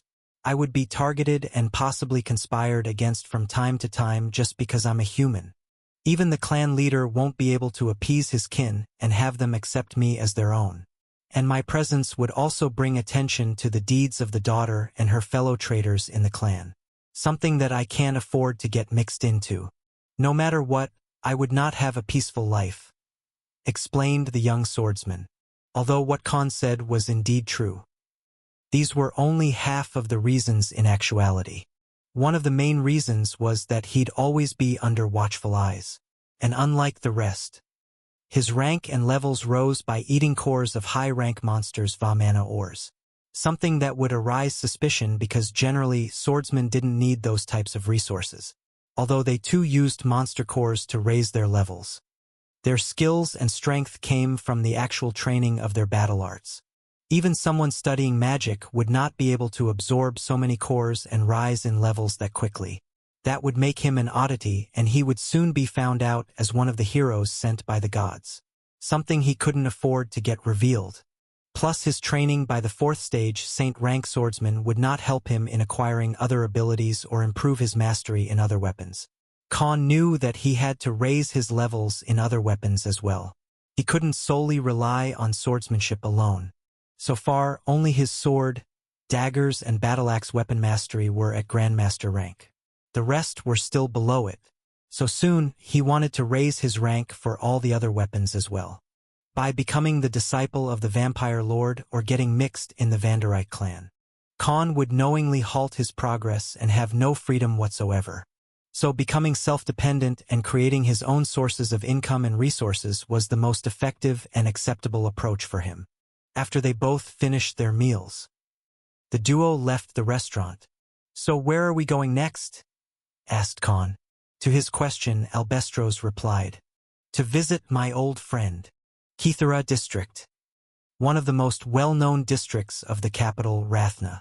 Out of the 87 districts, this was one of the exclusively famous areas of the capital because this entire district played a vital role in the commerce related to medicinal herbs, ingredients required for potion crafting, alchemy, and various pharmaceutical sectors.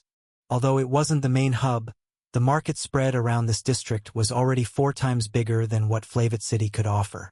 2 men, one young while the other one old, treaded from the crowded streets that were bustling with nearly 10,000 people buying, selling, and exchanging money and resources for whatever they wanted at different shops and vendors. "Excuse me, do you know where the headquarters of Darwin Alchemy Enterprise is?" asked Albestros to a passing Mithrans. "Sorry, never heard of it. You can ask the nearby shopkeepers. They should know better," replied the Mithrans telepathically. To Khan, it felt odd talking with someone other than himself or his subordinates telepathically. And that too when the person next to him didn't even have eyes, ears, or a mouth. The pale white skin also made it look like a monster, a ghostly creature. There was always a time for a first. I should hunt for their kind and absorb their abilities. Maybe I could upgrade hive mind and hunter's intent to the next level, thought Khan. Luckily, the Mithran couldn't hear his thoughts or Khan would be charged with attempted murder. The old man went to a nearby shop and talked with the owner. But when he returned, his expression turned grim. "What happened?" asked Khan. "The Darwin Alchemy Enterprise no longer exists. They say it was shut down a couple of years ago," explained Albestros. "Then what do we do? Do you know where he lives?" asked Khan. Technically, they didn't need to rely on anyone. But what Khan intended to do was make a good connection with this friend of the old man. Because he learned from Albestros that this friend of his was actually a Grandmaster Alchemist. And naturally, a Grandmaster Alchemist would have a big reputation and connections in every place. Befriending such a person would only help him in the long term if he ever decided to deal in the pharmaceutical business after setting up their blacksmithing enterprise first. Because at the end of the day, those who make weapons to hurt you, and then also make the medicine to cure you earn the most. It's a never-ending loop and a good business strategy for the type of world Vantria was. And to someone like Khan, it was like a goose that would lay the golden eggs for him. I don't know if he still lives there, but we should at least check it out," spoke Albestros, and both the men went to the nearest flying ship hub. Although the fares were 8 times of what they'd have to pay for traveling via a magic train, the flight was just as comfortable and saved them hours of traveling time. After they finally reached a different district named Rukon, the duo finally visited a high-class society residential area. There was not a single small house in this area. Only luxurious bungalows and villas. Khan felt like they were indeed going to meet a big shot given how the estates in this area looked like. But when both the men finally reached the destination, their eyes were filled with shock. They now stood in front of a mansion. But compared to the other housings they had seen so far, this place looked more like a ruin. Weeds and trees growing out of shape. The road leading towards the main estate was hardly looked after, plenty of overgrown grass and hardly managed garden. Khan was instantly reminded of the old blacksmith's house was when he first met the man. "Are you sure it is the right place?" asked Khan to the old blacksmith. "Yes, but the last time I came here, it looked more pristine and well-managed. But now, it looks like it is abandoned," replied Albestros. "Let's see if someone still lives here," he said, and both of them crossed the rusted gate and walked towards the main door. Ting! Ting! They knocked on the doorbell. "Coming!" A hoarse and weary voice came from the inside. A sound of loud footsteps was heard from the inside, and the 4-meter-tall wooden door was finally opened. Khan was a little surprised after looking at the figure that opened the door. The one who stood in front of them was a humanoid figure with wooden arms and legs and looked like a completely withered tree. "Ha! Is that you, Albie?" asked the tree person. Long time no see, Prithvi. You look— Wait, what happened to you? Exclaimed the old man. The current appearance of this Grandmaster alchemist looked like a plant that hadn't been watered for weeks and was about to die. This 4-meter-tall figure was walking using a stick and had a hunched back. Please come inside first. We can talk after that, spoke the tree man.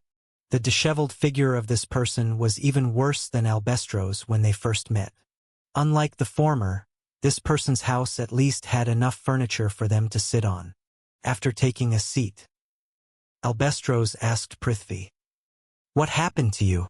The last time I saw you all those years ago, you looked full of life, and now you look more like—" Before he could finish, Prithvi spoke, "Like dried timber.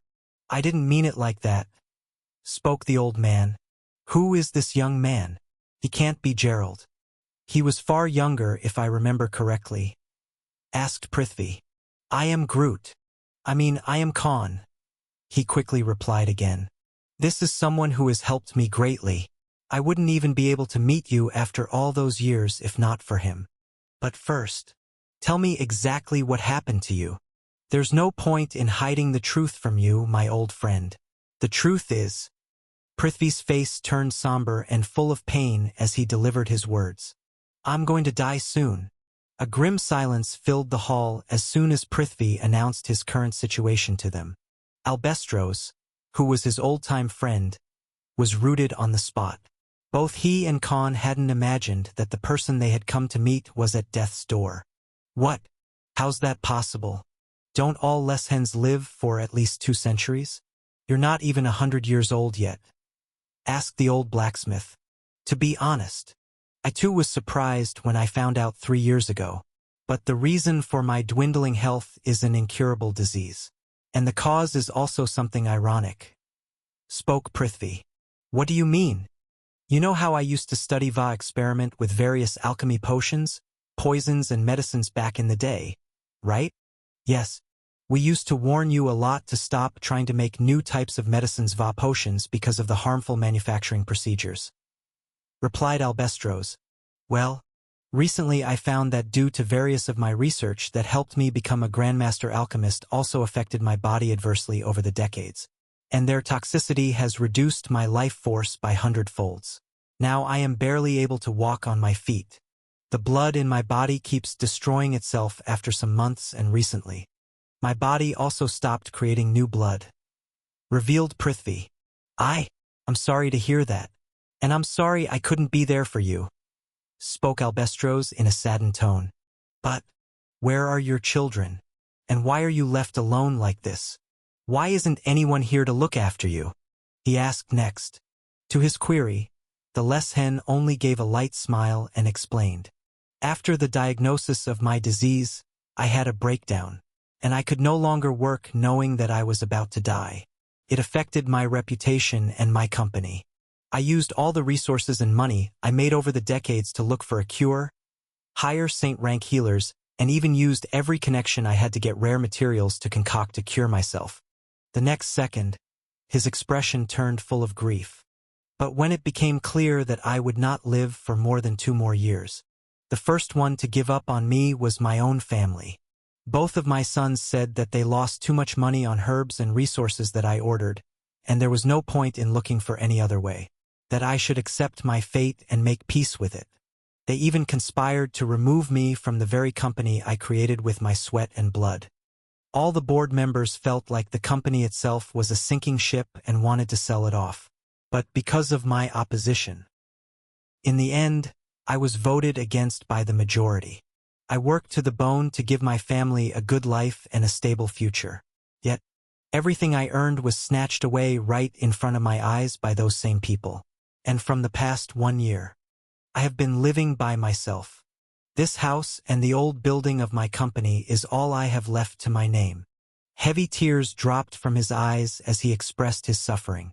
Both Khan va Albestro's felt sad for the old Leshen. Albestro's was someone who saw his world crumble to dust in a single week when his children were brutally murdered years ago.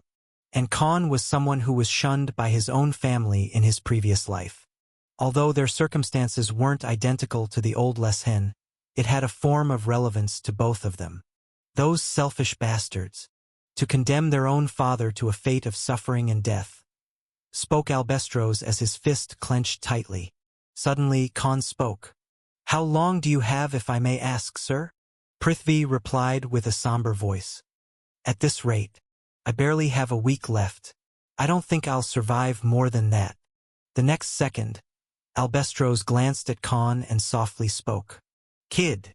Khan gave him a nod as a form of understanding what the old man wanted to say. If you don't mind, Sir Prithvi, we would like to stay with you till that time comes. Replied Khan before the old man could make a suggestion. Both of them understood the gravity of the situation. The Grandmaster Alchemist was already on his last straw. And to leave someone like him who had suffered too much betrayal, backstabbing and treachery by his own people and family. They were not that type of heartless people. So both of them made a decision on the spot to at least have Leshen pass peacefully. And not like someone who died alone in a dilapidated house while having no one by their side during their last moments. Thank you. I don't know how to repay you.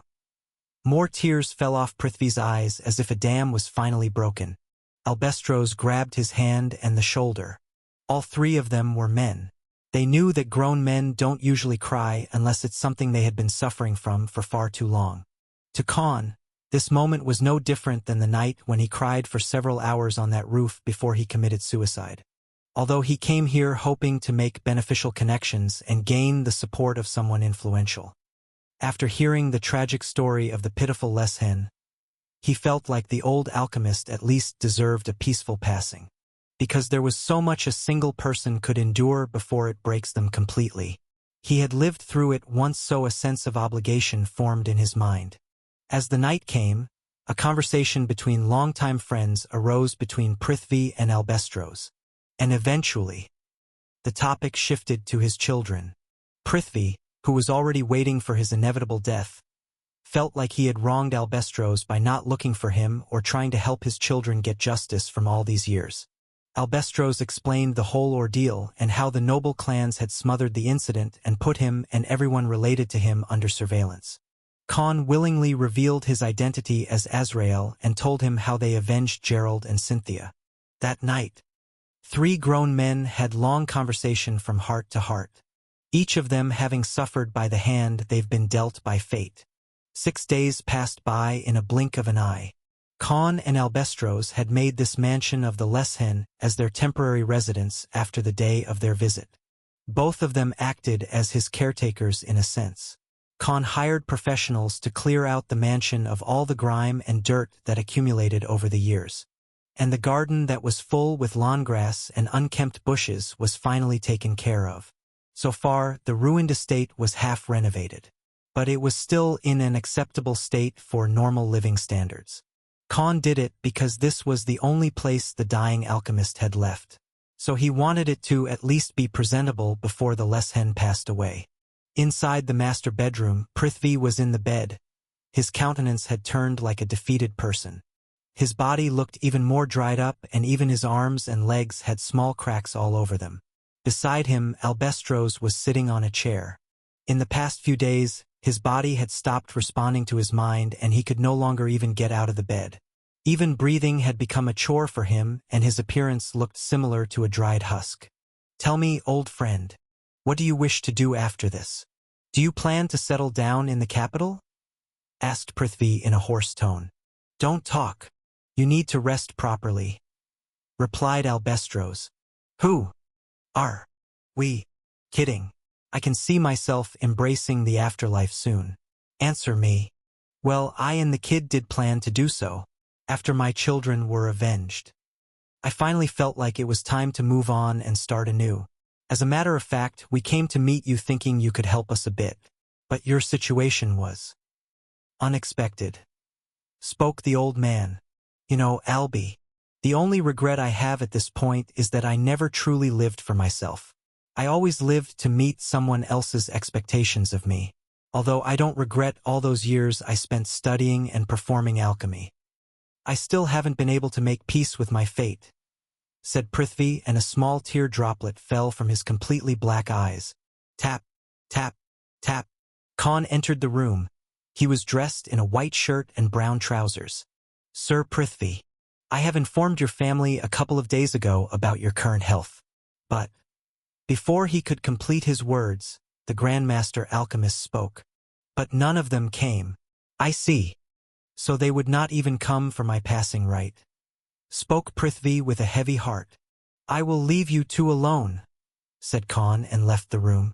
"Albi, there's something I want you to do for me," spoke Prithvi and discussed about an important matter. The next day at the time of evening, Prithvi passed away, despite informing about his current state to several people he knew in past. There were only Khan, Albestros Va the Druids who carried the funeral procedure present at this moment.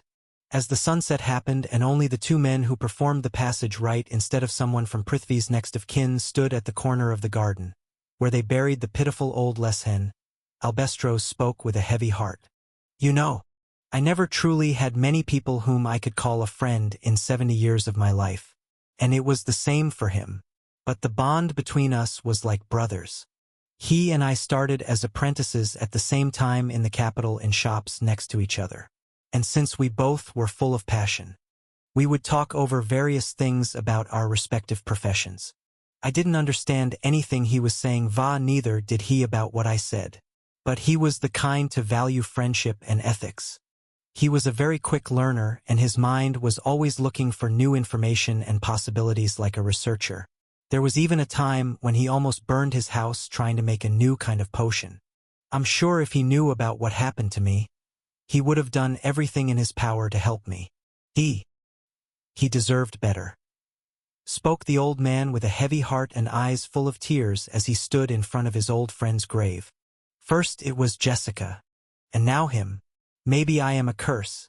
Everyone I know have any relationship to ends up dying," he said.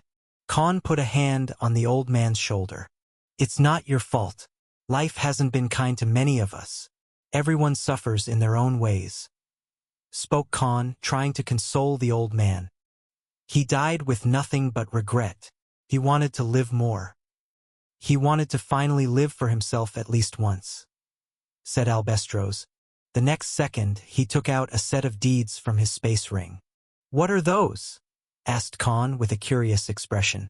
"The ownership deed of this mansion, the old building of his company. The only two things he owned till the last days of his life. I refused, but he passed on their ownership to me yesterday," explained Albestros. "Wait, doesn't it look like we took advantage of Sir Prithvi and goaded into him giving you this deed as his last will? Wouldn't his family come for the mansion that building?" asked Khan. This was indeed a reasonable question, as many people did take advantage of dying people and used the fake care love they gave them in their last moments to get properties and something in the final will. "Let those bastards come. I'm going to remind them of what they did and why their father passed it to me," spoke the old man in an angered tone. Khan sighed but looked at the grave once more. He too felt very sad for the old alchemist, because dying alone and with regrets was the worst kind of death in his opinion, as he too once suffered through the same fate. At this moment, Khan touched the grave with his hand and his eyes were filled with a form of resolution. After the midnight finally came, the bright moonlight and chilling breeze gave the night a serene and tranquil feeling. At this moment, in front of the grave of the deceased Prithvi, stood three figures clad in black. On the other end, inside the mansion, a mage suddenly appeared out of the shadows in Albestros's bedroom and cast a silence barrier. In the garden, the three figures started digging out the grave of the deceased Leshen. A fourth figure suddenly appeared behind them. "Do it carefully. His body shouldn't be damaged in any way," spoke the fourth person. It was none other than Khan, who was standing behind them with both his arms folded behind the back. The three figures digging the grave and the mage inside Albestros's room were the new members of Legion, the ones he created from the battlefield where he saved Sale. When the body was carefully dug out of the ground, Khan noticed the pained and regretful expression on Prithvi's face. Even in his last moments, the Grandmaster Alchemist died without peace. "I know what I'm doing is called desecrating the dead, but I want to give you another chance and a way to live," spoke Khan and placed his hand on Prithvi's body. "Absorb commanded Khan. After 30 minutes, he was done absorbing the body of the deceased Leshen. But this wasn't the end. Armin, spoke Khan, and suddenly, the priest's subordinate who was resurrected over a week ago jumped out of his shadow. He looked at this subordinate who was made from the bodies of healers Va druids. Just like everyone from the 6 generals, he too was a variant, but Khan never had a proper body to upgrade him. System, impart metamorphosis bloodline to him, and merge him with Prithvi. Ordered Khan. Command accepted. Synthesis procedure initiated. After 1 full hour, the synthesis procedure was finally done, and Armin, who had already reached 100% loyalty, took a human form. Prithvi was a level 120 peak Grandmaster rank individual. So Armin straight up met the conditions and rose to High Lord rank, since Prithvi's core was also used in this procedure. A brown-haired young man, who had green aura and archaic tattoos over his forehead Va forearms, came to be. Khan passed him a set of white regal clothes made for healer class that he found in one of the space rings he looted recently. At this moment, Armin, who was always the silent kind, spoke to his master. Master, there is a remnant will of this person. It wants to merge with my consciousness. It wants to keep living. He revealed. I see. Accept it. It won't make you a different person or control your mind, but it will give you some personality traits of the owner of that will. Replied Khan. He already had seen the effects of being affected by someone's remnant will, like he had with the deceased mother Somir. Yes, master, spoke Armin, and the next second, a green halo formed around his head and his entire body released a burst of aura. The next moment, however, the system gave Khan a notification in his head. Congratulations to the host for upgrading the subordinate named Armin to a new profession. The subordinate has unlocked a legendary rank class, the Pathfinder. Khan looked at Armin in disbelief after hearing the message from the system. His entire body was rooted on the spot. His shocked Va stunned countenance was clearly visible to all his subordinates. System, show me Armin's real stats Va skills. Ordered Khan. Following are the statistics, abilities Va skills for the subordinate named Armin. Name, Armin. Species, Hushin, variant Hermit. Job, the Pathfinder, legendary class. Rank, High Lord. Level, 87. Strength, 1,175. Agility, 690. Dexterity, 2,503. Defense, 1,276. Mana, 3,280. Following are the physical abilities Va skills. Flo và Fauna, Arang, Passive. Allows the subordinate to make an innate telepathic connection with plant Va animal lifeforms. The subordinate can command such lifeforms through his will. Following are the magical abilities Va skills. Atonement, S rank, active. The subordinate can remove 3 status ailments Va debuffs at once from allies present in 500-meter radius. The range of the ability will risk with an increase in levels and rank. Restoration, SS rank, active. Allows the subordinate to heal allies to their previous physical state 1 minute ago. Note, this skill does not work on deceased allies. Guardian Spectre, S rank, active. The subordinate can grant 2 times physical attack and defense buff to all the allies in a 500-meter radius using mana threads. Chain Heal, S rank, active. The subordinate can heal up to 18 allies at once in 300-meter radius. Elixir of Life, SSS rank, active. Allows the subordinates to instantly regenerate 80% of a single ally's health and physical wounds. Brewing, S rank, passive. The subordinate has received an innate sense of understanding the effects of herbs and medicines. This ability may help in fastening the alchemy procedure. Infusion, S rank, passive. Allows the subordinate to mix different elements in potions and medicines, giving the special elemental attributes. Cell control, SS rank, active. The subordinate can control the bodies of any plant life or monsters. Resurrection, Saint rank, active. Allows the subordinates to bring back any ally or individual after the short time of their death. Note: the host is an exclusion to this ability, as all the subordinates will die after the host has died. The resurrection procedure will require 10,000 rank mana cores or ores to successfully resurrect an ally in their peak state. Soul Reformation, legendary rank, active. The subordinate can heal the damage done to anyone's soul over time and even make it stronger by 2 times. Replied the system.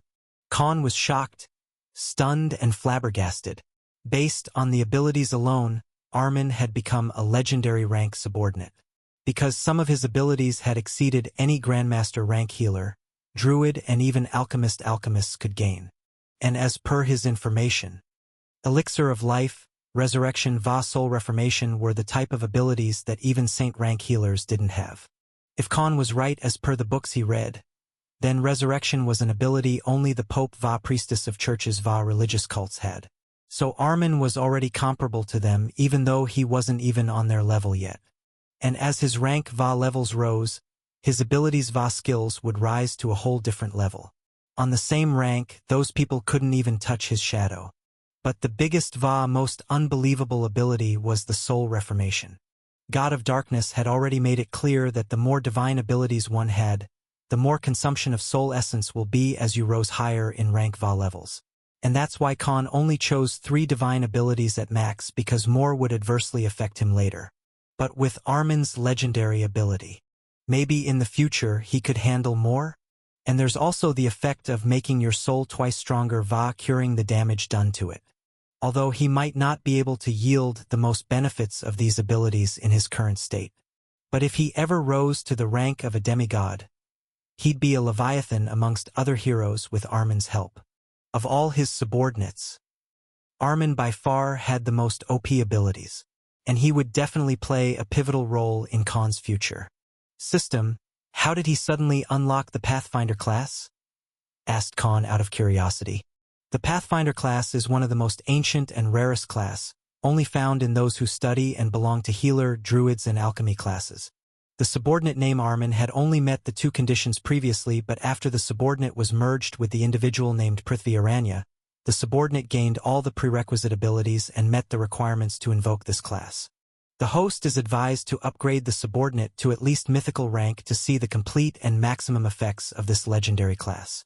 That I will, spoke Khan and nodded in approval.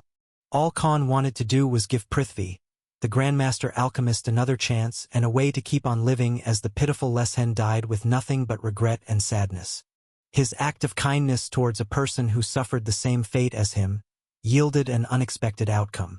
Sometimes, being kind can also turn out to your benefit. Although Khan tended to be a more cynical type of person in this new life, his own sense of humanity moral code yielded a reward that he would forever be grateful for. At this moment, Armin spoke to Khan.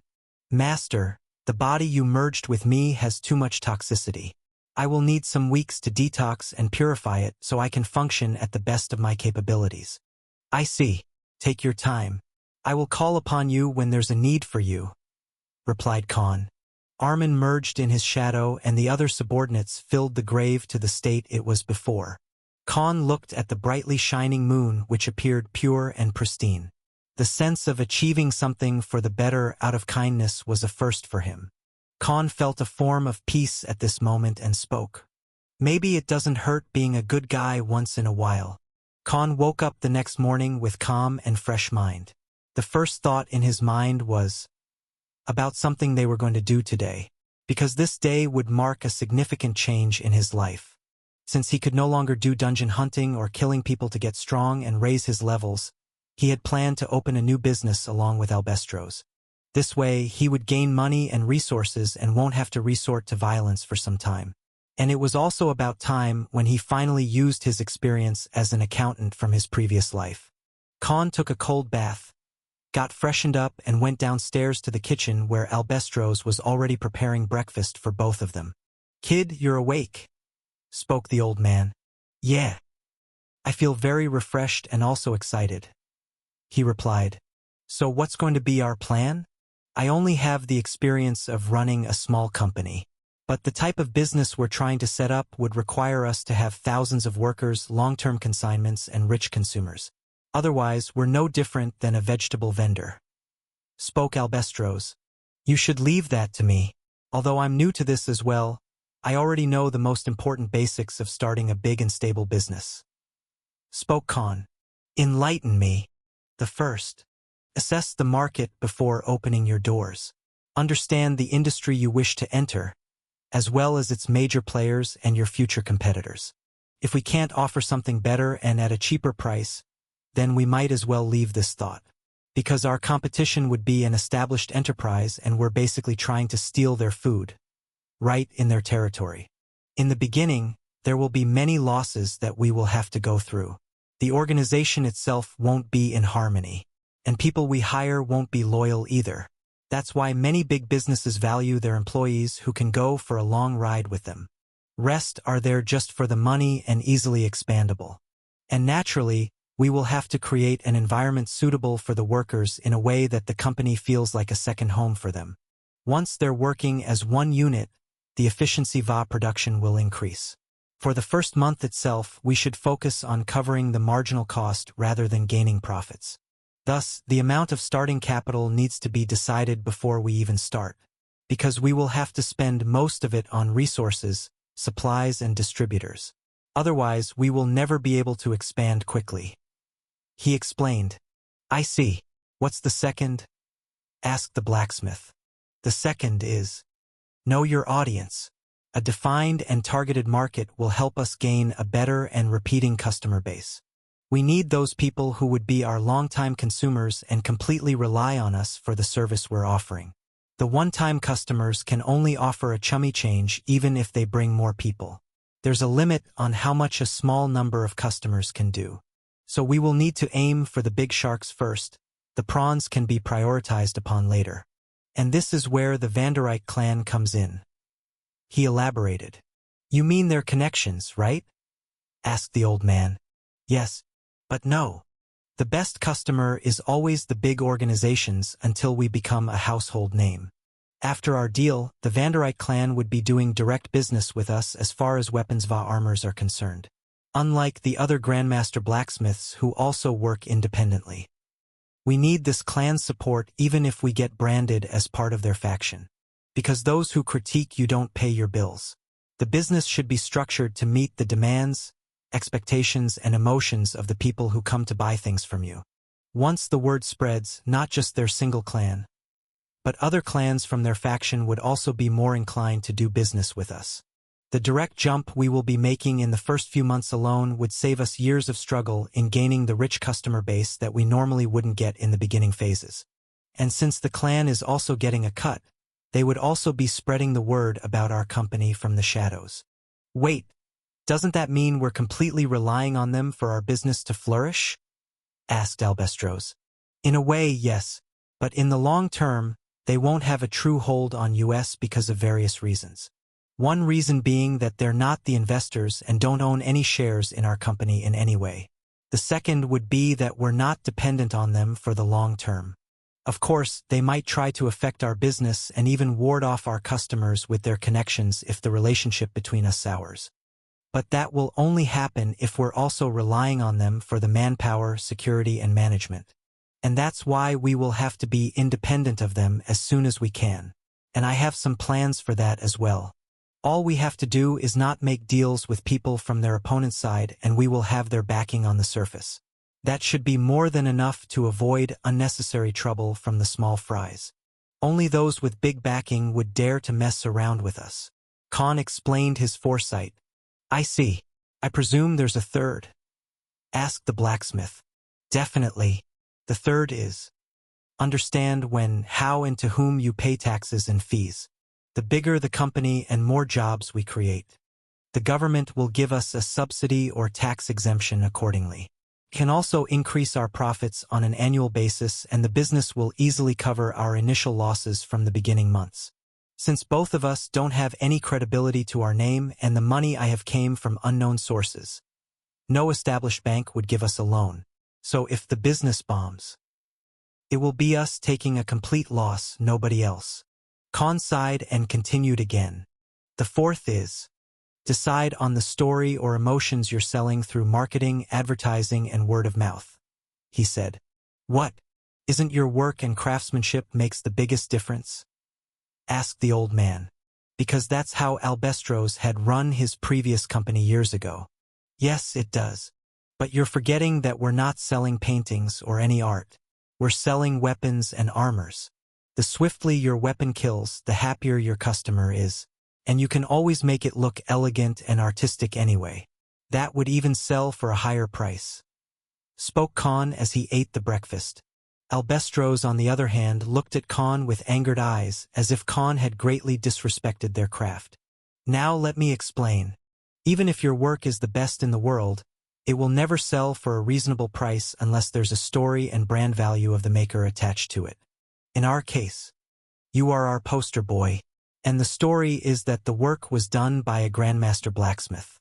That fact alone will be enough to sell our product. And the more reputation and popularity you gain over time, the more money we make. Spoke Khan and gave a slightly sinister smirk, as if a greedy and heartless business tycoon was looking at a gold mine. Even Albestros felt a shiver in his bones after looking at the young man next to him. I get it. What's next? He asked. Khan's face turned serious the next moment, as the next topic played a very important part in their plans. Next, let's visit the company building. Southwest area of Rukon district, this part was just as bustling as with people, similar to the areas when Conval Bestros came from when they first came here. But Khan was surprised after realizing that compared to other areas, this side of the district didn't have any big smithy or alchemy enterprise. The commerce here was done mostly on agriculture va clothing. For a moment, he even felt like they traveled in a different city by mistake. After inquiring about the location of the site for nearly 2 hours and changing 3 different modes of transportation, the duo finally reached in front of the previous headquarters of the Darwin Alchemy Enterprise. The 4 kilometers long and 2 kilometer wide company headquarters was currently sealed with magical arrays Va formations. Although the majority of them weren't as effective as before Va, the protection barriers had visible cracks in them. Khan could feel that Prithvi had paid quite a sum to have this area sealed. Va had a deathly entrapment formation protecting the building from invaders. There were multiple rusted warning boards in all 4 sides of this vicinity. So unless someone knowingly wanted to die, they wouldn't dare invade inside this private property. The duo now stood in front of the old and rusted gate that was 20 meters wide. Albestros took and the deed to the site and activated a seal placed on it in front of the gates. The gates suddenly opened. Their screeching noise already gave Khan a hint on how he should be prepared just to renovate the building. As soon as the gate was fully opened and he saw what was inside, Khan felt a sudden pain in his chest. Given the site, I may have to spend $1 million just to make this place habitable. Spoke Khan. The main company headquarters was a 3 stories building big enough to function as a manufacturing factory. Based on his assumption, it could easily house at least 4,000 workers at once. And there were a lot of areas for storage Va to even use as an open training ground for soldiers. Just like the mansion, this area too was festered with weed and trees. And this was just the entrance. They hadn't even opened the main door of the building. Who knew what kind of plant life had marked it as their territory? After spending 2 hours and inspecting the entire place, deciding what kind of renovations Va rebuilding they'd require in order to start off their blacksmithing enterprise. This place isn't so bad. We can do well here as we're new, don't you think? Asked Khan. Yes, but I'm worried about the customer base we make here. Unlike the other areas, this part of the district doesn't have many weapon shops, not big enough to be enough threat to us. But what I don't understand is why hasn't anyone created their own company here? Asked Albestros out of curiosity. It's called market getting saturated. I think a majority of those people think that the main trading happens in a particular area and having a shop there is most profitable for them. And because of this assumption, majority of the shops have been opened in the same part of the district since the entire market itself functions economically through the commerce happening in that area. replied Khan. Wait, doesn't that mean we are at a disadvantage here? Not really. Here, we don't have any big competitors to begin with, and we can peacefully start our company without much problem. Plus, I think it's for the better. Spoke Khan and gave a slight grin. What do you mean? Asked the old blacksmith. Rather than opening a shop where most of the wolves are fighting in a turf war, I say we create our own turf instead. Even though it doesn't have the economical advantage in terms of customers and commerce influx, it can be the exclusive thing for the people living in this area. Plus, we don't want to start with a bang, but with a whistle until we are big enough to play with the big boys. He explained. Makes sense.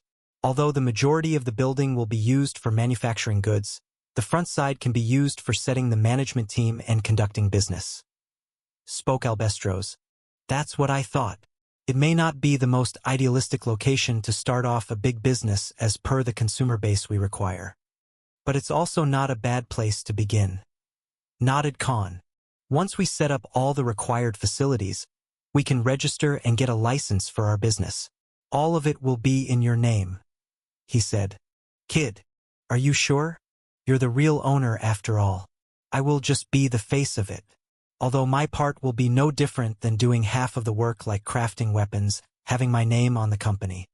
It's still too much for you to not own it on your name, replied Albestros. Trust me, old man. I know what I'm doing. Besides, if I ever get into trouble that could drag down others with me, this business won't be targeted and your life won't be put in jeopardy. I'd rather count the profits from behind the desk than have my face on the banner. I can also act as your main bodyguard or the right-hand man for the public eyes and manage everything from the shadows. This way, no one would suspect me of being the real owner. Explained Khan. Why? Do you trust me that much? Asked Albestros. Oh, are you planning to betray me or something? Asked Khan mischievously, although he appeared too trustworthy to the Grandmaster Blacksmith. Khan had already learned his lesson of not trusting anyone blindly after his fight with Arkham and Solomon, so he was going to play the act of a partner in crime on the surface while having means to keep an eye on the old man. Anyways, are you finally ready? Asked Khan as he spoke again in an exhilarated tone. To start the first chapter of our new life. 2 weeks later, the company building was finally cleared of its trash, webs, dilapidated parts, and anything that had cracks on it. Khan hired a reputed renovation interior designing company. They were given a deadline of 4 weeks until the opening. Meanwhile, Khan was in touch with Sale. He knew how hard it was for someone without powerful connections to get a business license and permit to start a manufacturing company. Although he had all the documentation and necessary proof required to prove it was a legit business, Khan knew that he could also get the permit by bribing the people in charge with a hefty sum. But why waste extra cash when you can ask your powerful backer for help?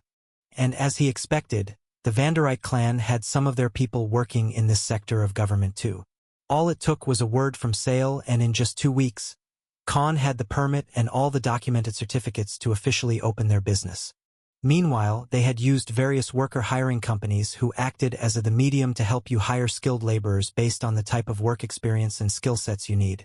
The one in charge to inspect and personally conducting these interviews was Albestros himself. Khan did not dare to meddle in the interviews because some things should be left to the real experts. His part was to conduct interviews and approve candidates they'd need for logistics and management. And so far, things had been going in their favor. In the span of 2 weeks alone, they had successfully hired 800 workers. 500 of them were normal laborers they'd require for transportation of goods, processing of the products, and aid the main apprentices and normal blacksmiths in forging procedure. Since the tools related to forging weapons and armors were advanced from the standard methods Khan had read in novels and even watched the videos on the internet, he was not worried about the inefficiency of production. Out of the remaining workers, 130 were the forgers varying from normal to intermediate rank. Albestros had personally hand-picked them after scouring from over 2,000 candidates.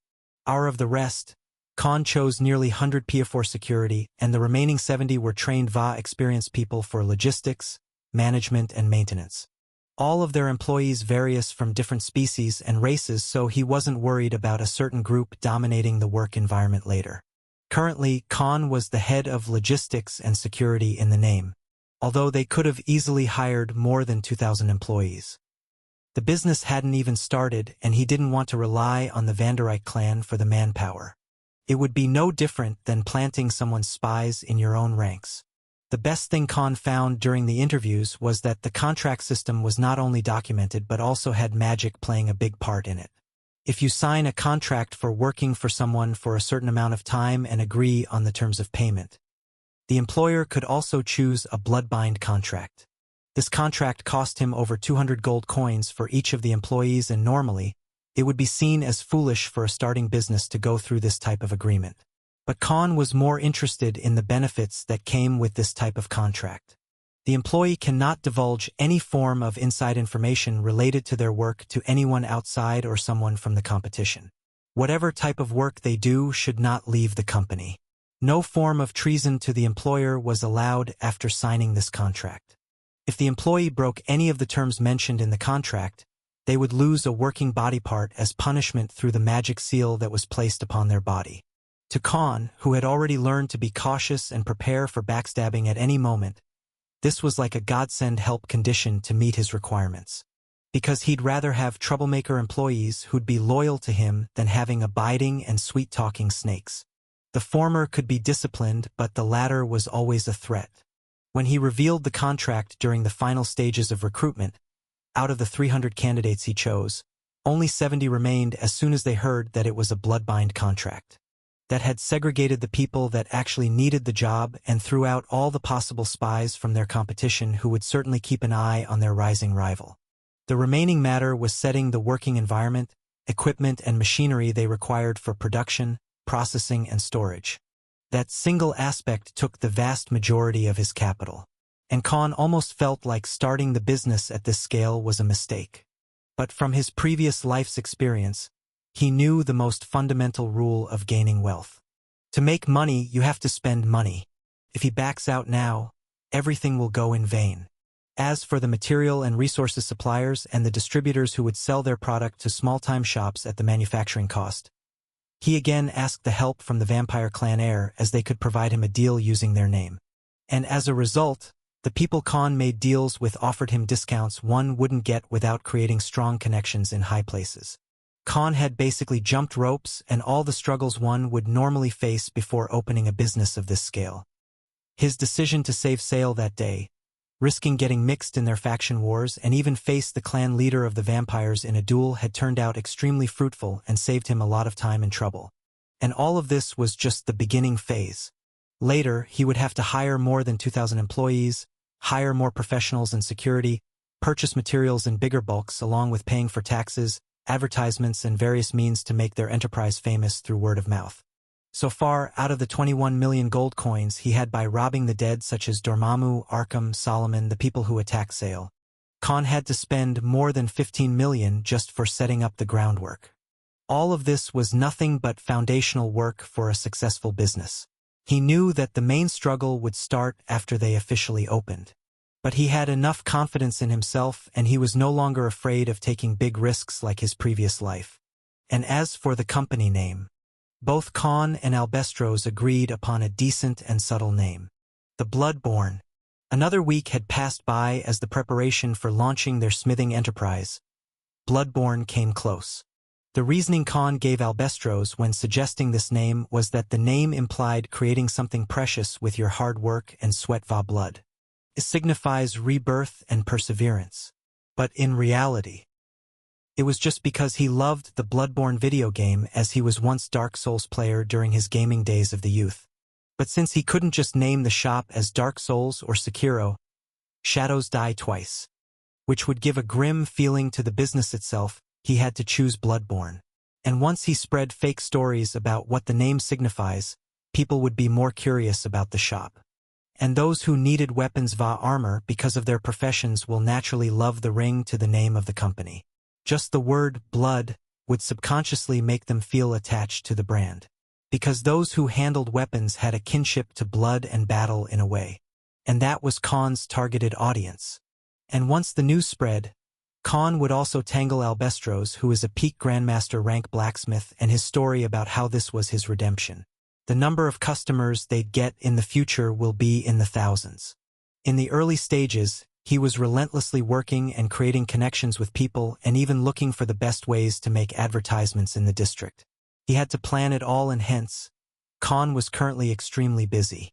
Every new place or someone related to their deals had to be personally visited by him on behalf of the Grandmaster blacksmith, who was supposedly busy with making high-end weapons and armors. His attire was no different than that of a young heir of some noble clan. That way, he made a good impression on the people he met. Khan was careful not to reveal his identity as the true owner to anyone. On the opposite end of Rukon district, Albestros had returned to their mansion after the exhausting work of training noobs on how to do their job properly. In the past 2 weeks, they had the mansion completely renovated, and it had become their home in every way. New plants and elegant-looking trees were planted. A tombstone was added on Prithvi's supposed grave, and over a dozen servants were hired to cook, clean, manage gardens, and security. Since Khan's subordinates didn't actually look like normal people, he had to go for real folks to look after the mansion. Albestros had freshened up and was now enjoying his aromatic black tea brought by one of their new maids. "Heidi, this tea is very refreshing. Good job," spoke the old man. "Thank you, sir. Let me know if you need anything else," said the elven maid with brown hair va green eyes as she nodded and left the old man alone. The quiet va peaceful surroundings of the area they lived in made the old man remember about the time when he was at the peak of his popularity back in the day. He sipped the fragrant tea and reveled in the taste. But just then, he heard of a commotion outside of the mansion. The shouting and quarreling was so loud that it could be heard even inside his room. Boom! A loud boom resounded at the entrance of the mansion. The 2 master rank guards that Khan hired were flung 20 meters in the air as the iron gate itself was broken in two. Albestros, who heard the commotion, quickly ran out of the mansion and saw the 2 guards lying on the ground. "Simon, Howie, what happened?" asked Albestros to the guards. Simon, one of the guards who was a blue wolfkin, pointed at the gate that was still covered under a cloud of dust as if an explosion had happened. Well, aren't you having a merry life after duping a dying person?" A sharp and mocking voice came as the dust settled and revealed 3 tall figures. As the voice fell on his ears, Albestros instantly recognized the voice and his face turned enraged. 2 of these figures were 4-meter-tall leshens with green humanoid bodies and clothes that revealed some of the tree leaves coming out of them. One of them was fat and bulky in appearance while the other was slim and nimble based on looks. "Rimuru and Villadora, what the hell do you think you're doing here?" asked Albestros after recognizing the visitors. They were none other than Rimuru va Villadora, the 2 sons of Prithvi, the Grandmaster alchemist. The selfish and heartless sons who left the ill Leshen at the hands of fate and even backstabbed their own father because of greed. They didn't even bother coming to his funeral to carry the rite of passage. "We're here to take what is rightfully ours, Uncle Albestros," spoke Villadora, the fat son. "Rightfully yours, you say? I'm sure even the clothes you're wearing came because of the money you got by backstabbing your father. To think that you 2 have the gall to come here and claim his last remaining memory. Don't you know what this place meant to him?" spoke Albestros in an angered tone. He then pointed towards the tombstone placed on the far end of the garden. "That's where your father is buried. Rather than going there to first see his tomb, you're here to cause a scene and ask for the mansion. Can the 2 of you be any more shameless?" shouted the old man. "You think you can fool us, old man? We're sure you scammed him into giving the house and the company building. We also heard how you're opening your shop there. You think we're idiots to not see through your lies?" argued back Rimuru, the slim one from the 2 sons. Albestros quickly took out the deed to the mansion and the building from his space ring and showed them from a distance. "Look at it, you scoundrels. It's a blood-bind deed. It doesn't work if someone is forced into passing their belongings to someone. Besides, I didn't even want this place. It was your father who willingly gave it to me, and he had me promise him that I will look after this mansion. His last remnant. So no way in 7 hells I'm going to give it to you and break the promise I made to my old friend," declared Albestros. His eyes were full of anger and his fist was clenched tight. He wanted nothing but to beat the shit out of these two unfilial sons who left their father for dead. Ha! We knew you would say something like that. And that's why we have brought Sir Ranga with us, spoke Rimuru in a condescending tone. Then, the third figure who was standing behind them walked in front. It was a 5-meter-tall and muscular humanoid figure whose entire body was covered in white bone-like exoskeleton armor. Only the portion from his waist was covered in clothes and the rest of the body was filled with spiky bones. This warrior, who had a long bony scythe in his hand, was a Botur, one of the new species Khan had seen in Rathna when they were touring through the capital. Author. Reference art for Botur warrior in chapter comments. Check it out. Listen, old human. I don't care what problem is there between you and them, but I have been paid already, so I'll give you one final chance, spoke the Botur in a ghastly tone that was enough to give children nightmares. Pass on the ownership to my employers and I'll let you go. Refuse and I'll cut you down limb from limb. And while doing so, I'm gonna enjoy it, threatened the Botur with a skull-like face. Dream on, spoke Albestros with a resolute face. Boom! The very next second, a loud burst of aura was released from the Botur and filled the entire area of this entrance and the garden. And a yellow aura full of bloodlust was released on the old man. Even the master rank guards caved in under this horrifying pressure. This was the aura of a peak grandmaster rank warrior. Albestros was forced to drop on his knees and he barely managed to lift his head under this aura of the Botur. His countenance was full of pain, but the old man was trying to resist this pressure with all of his strength, even though he himself was a grandmaster rank blacksmith. His strength was only enough for his profession and his physical build wasn't enough to fight someone. And neither was he wasn't trained to fight. So you've chosen death, declared the Botur, and his heavy footsteps filled the surrounding. There was a 20-meter distance between them, but the aura this Botur warrior displayed was more than enough to suppress all three individuals that stood in front of him. He brandished his scythe as a shrill noise came out of it, ready to reap the life of the old man. But before he could even reach halfway, stab! An epic rank dagger was thrown in front of him at the ground. Boom! The very next second, a loud and enormous burst of black and green aura came from behind Albestros and completely threw off the aura pressure of the Botur warrior. A slim figure clad in completely black hunting gear suddenly appeared from behind Albestros. This slim human picked up the kneeling Grandmaster blacksmith. Next, he looked at the Botur warrior and the two less hens that came here to cause trouble. They even went as far as drawing their weapon on the old man who was trying to keep a promise he made to a deceased friend. This young and handsome man who had the left side of his face covered in a black mask stood in between the Botur and Albestros. The next second, he stared at the three individuals that came here with an expression as if he was looking at three dead bodies. His grim and ghastly voice along with his dark green eyes were full of bloodlust as he spoke. Let me see if you have the ability to do so. This person was none other than Khan's left-hand man, Ronan. Ronan, who had been hiding in Albestros' shadow all this time, finally showed up as soon as the old man's life was at stake. Khan, who always thought of a backup plan when it came to doing something or keeping an eye on someone, had ordered Ronan to safeguard the old man by hiding in shadow in case he wasn't around. Albestros had a very important part to play in their business enterprise, and in a way, he was the surface owner. It was his name and skills they'd need to use in order to run their shop. So no way Khan wouldn't take measures to safeguard the old Grandmaster blacksmith. He didn't trust any of the external help, and they were all part of the security on the name only. The real security was Ronan, who also had the ability to perfectly merge inside a shadow. And ever since Khan unlocked the importation skill after Omega Va 6 generals were revived, Ronan had received all Khan's assassin skills, including the merged abilities he created. Go inside, I'll handle this, spoke Ronan in his sharp and soul-shuddering grim voice that contradicted his gentle and calm-looking appearance. Albestros nodded and left with the two guards to hide inside the mansion. He knew about the strength of this servant of Khan who worked for him since they met in Flavit City, so he understood the situation. And who allowed you to leave? Suddenly, the the Botur warrior spoke in a ghastly tone.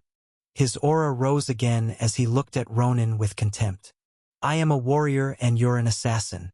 Without the element of surprise, you've already lost all the advantage you had. Do you really think you can fight against me on even terms? Declared Arson.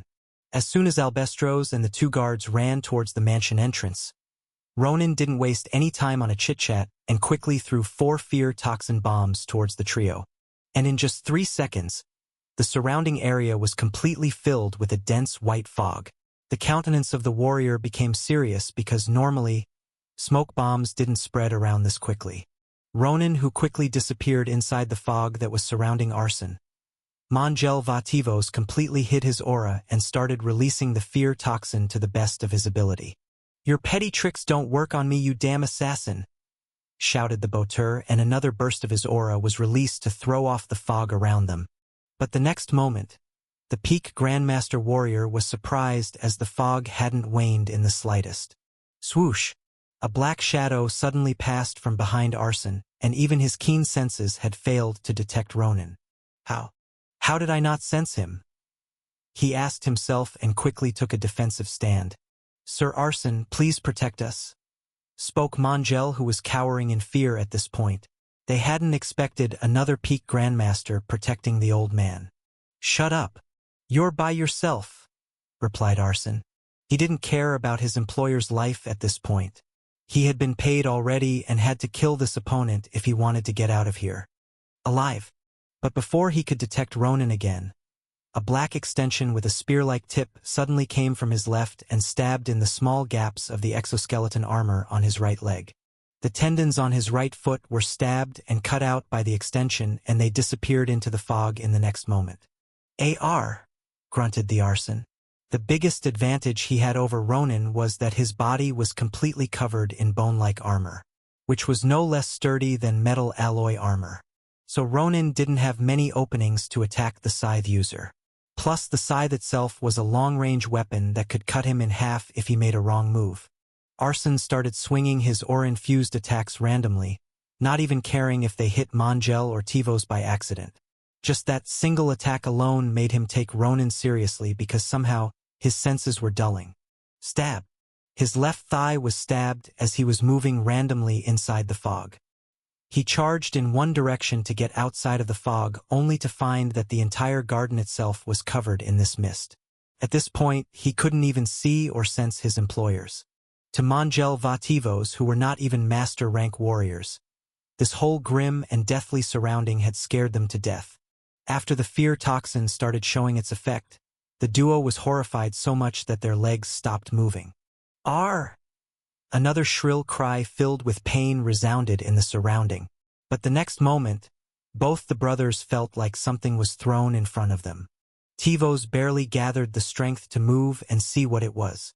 But as soon as he saw the thing that was thrown in front of them, his face turned ashen and he fell on the ground with fear in his eyes.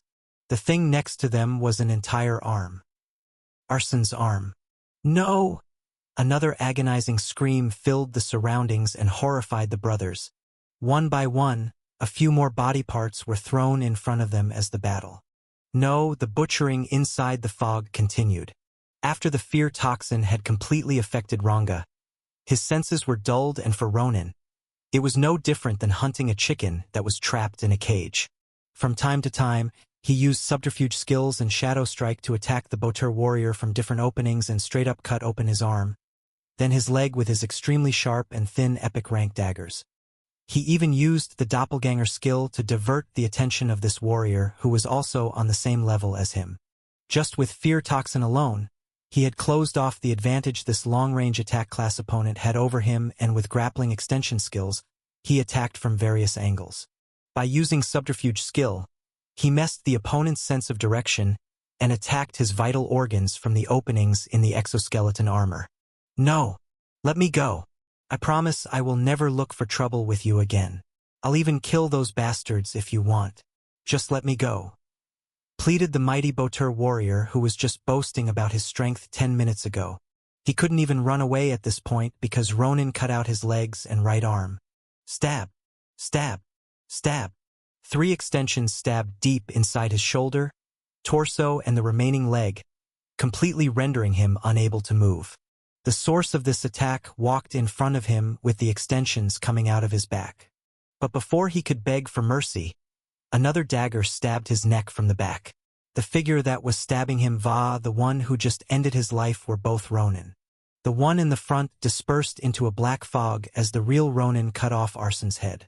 The brothers on the other end were scared shitless and couldn't even move from the spot. Suddenly, they heard a thud in front of them and saw the head of Ranga thrown right at their feet. A black and green gigantic figure started walking towards them. This demonic being started at both the brothers with eyes full of wrath. "Time for you two." But before Ronin could complete his words, a voice interjected him. "Don't kill them," spoke Albestros from afar. He couldn't bear to see the only descendants of his friend getting killed right in front of him despite them trying to take his life. Ronin gave an understanding gaze and looked at the duo as he finally spoke. "I will leave you alive for now, but if you ever come back or try to create problems for us in any way, I'm going to personally visit you both, and I'm going to cut you down limb from limb, and while doing so, I'm going to enjoy it," threatened Ronin in the exact manner Arson did to Albestros. "Now get out before I change my mind," shouted Ronin. Both the brothers ran away like sacred cats, trying to run away as fast as they could. When Khan returned at late night and he was informed about the whole incident, he felt like it was a good decision to leave Ronin in charge of the old man's security. When he returned to his master bedroom, Ronin appeared again. "So, did you finish the job?" asked Khan. "Yes, master," replied Ronin as he threw two round objects on the floor. Khan nodded in approval and leaned on the bed as he embraced the good night's sleep. The two round objects were none other than two heads, belonging to Mondial và Tivot.